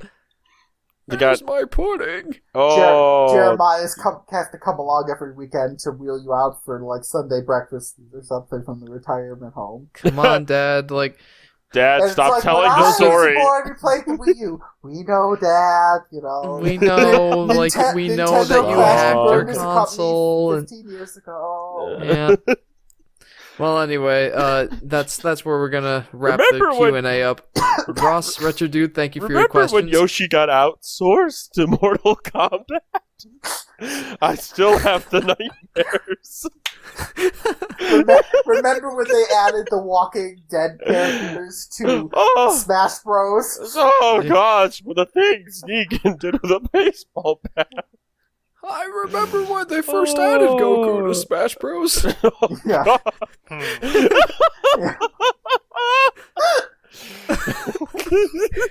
All right, but that wraps up the Q&A, gentlemen. Ross, Retro Dude, thank you for your questions. And if any other viewers want to ask us any questions, we'll get to them in the next episode. Feel free to put your thoughts in the comments below or in our Discord server. Yeah, we look forward to hearing from you guys. But guys, that wraps up our very much longer than I thought it would be episode 2 of the Gaming Corner podcast. Topics. You know what happened? No, I didn't we didn't fall even asleep finish this any time. of our topics. That's true. But all right, we've reached the end of this podcast. So, Daniel, you have a Twitch channel. Where can these lovely people find you at? At twitch.twitch. Nailed it. Excellent. Twitch.tv/DanceWarrior777. What do you do over there? I play games. I typically analyze them to a degree. I might go to my Twitch channel after this, recording session. Brain was like, after the podcast, everyone's just looking at my channel. Live. It won't come out till probably tomorrow. Monday, probably. Monday, yeah. I think I have a dentist appointment by then. Yeah, you really won't be able to see me then. But no, I come out, I typically play games, I talk about what makes them work, what makes them tick. I typically try to do games either that I enjoy playing that I can talk about, or games that are interesting, have unique mechanics, have done well. Lately, I've been playing the Dreamscaper game, which has a very interesting roguelike fighting format in which you are working through this person's dreams, through their pains, through their joys, and oh my gosh, some of the weapons you have. You have like Cloud. I think you have Cloud Sword as a weapon, but then you have a yo-yo as a weapon where you can just smack people with it. Gauntlets. Okay, yes, he plays all sorts of games over on his Twitch channel. Yep, people can find you over at twitch.tv/DanceWarrior777. And of course, Jeff too has a Twitch channel, the Yoshi Fanatic. That's correct, although I'm not streaming on my Twitch channel at the moment. Just on YouTube, I'm exclusively streaming to my YouTube channel, the Yoshi Fanatic. Okay. I'm also working on a video coming up. I'm not sure when it's going to come out. Still got a lot of work to do on it, but it's comparing Yoshi's Woolly World and Yoshi's Crafted World. The question I will be answering is Yoshi's Woolly World really better than Yoshi's Crafted World? Look forward to that one, guys. And of course, I live stream every Saturday, starting at 3 p.m. Eastern Standard Time. Come chat with me. It'll be a good time. Yep. What about Adam, Henry? I don't think anything's changed from last time, but if you want to direct someone somewhere, go for it. No. I think we're good. I was going to say, so these podcasts are going to be available in a video form. Essentially, it's just the podcast on Volatile Upgrade YouTube channel, and in audio on iTunes, Spotify, wherever we can get it up, and you search for the Gaming Corner podcast there. That's correct, and we haven't uploaded those yet, but we're looking into it. And yeah, like Adam said, search for the Gaming Corner podcast on iTunes, Spotify, Google Podcasts, wherever we can upload it. Spotify. But we'll keep you guys updated on that. In the meantime, thank you guys so much for tuning in, and we'll catch you next time here on the Gaming Corner podcast. All right, see you later, everybody. Ta-ta for now. Later, nerds.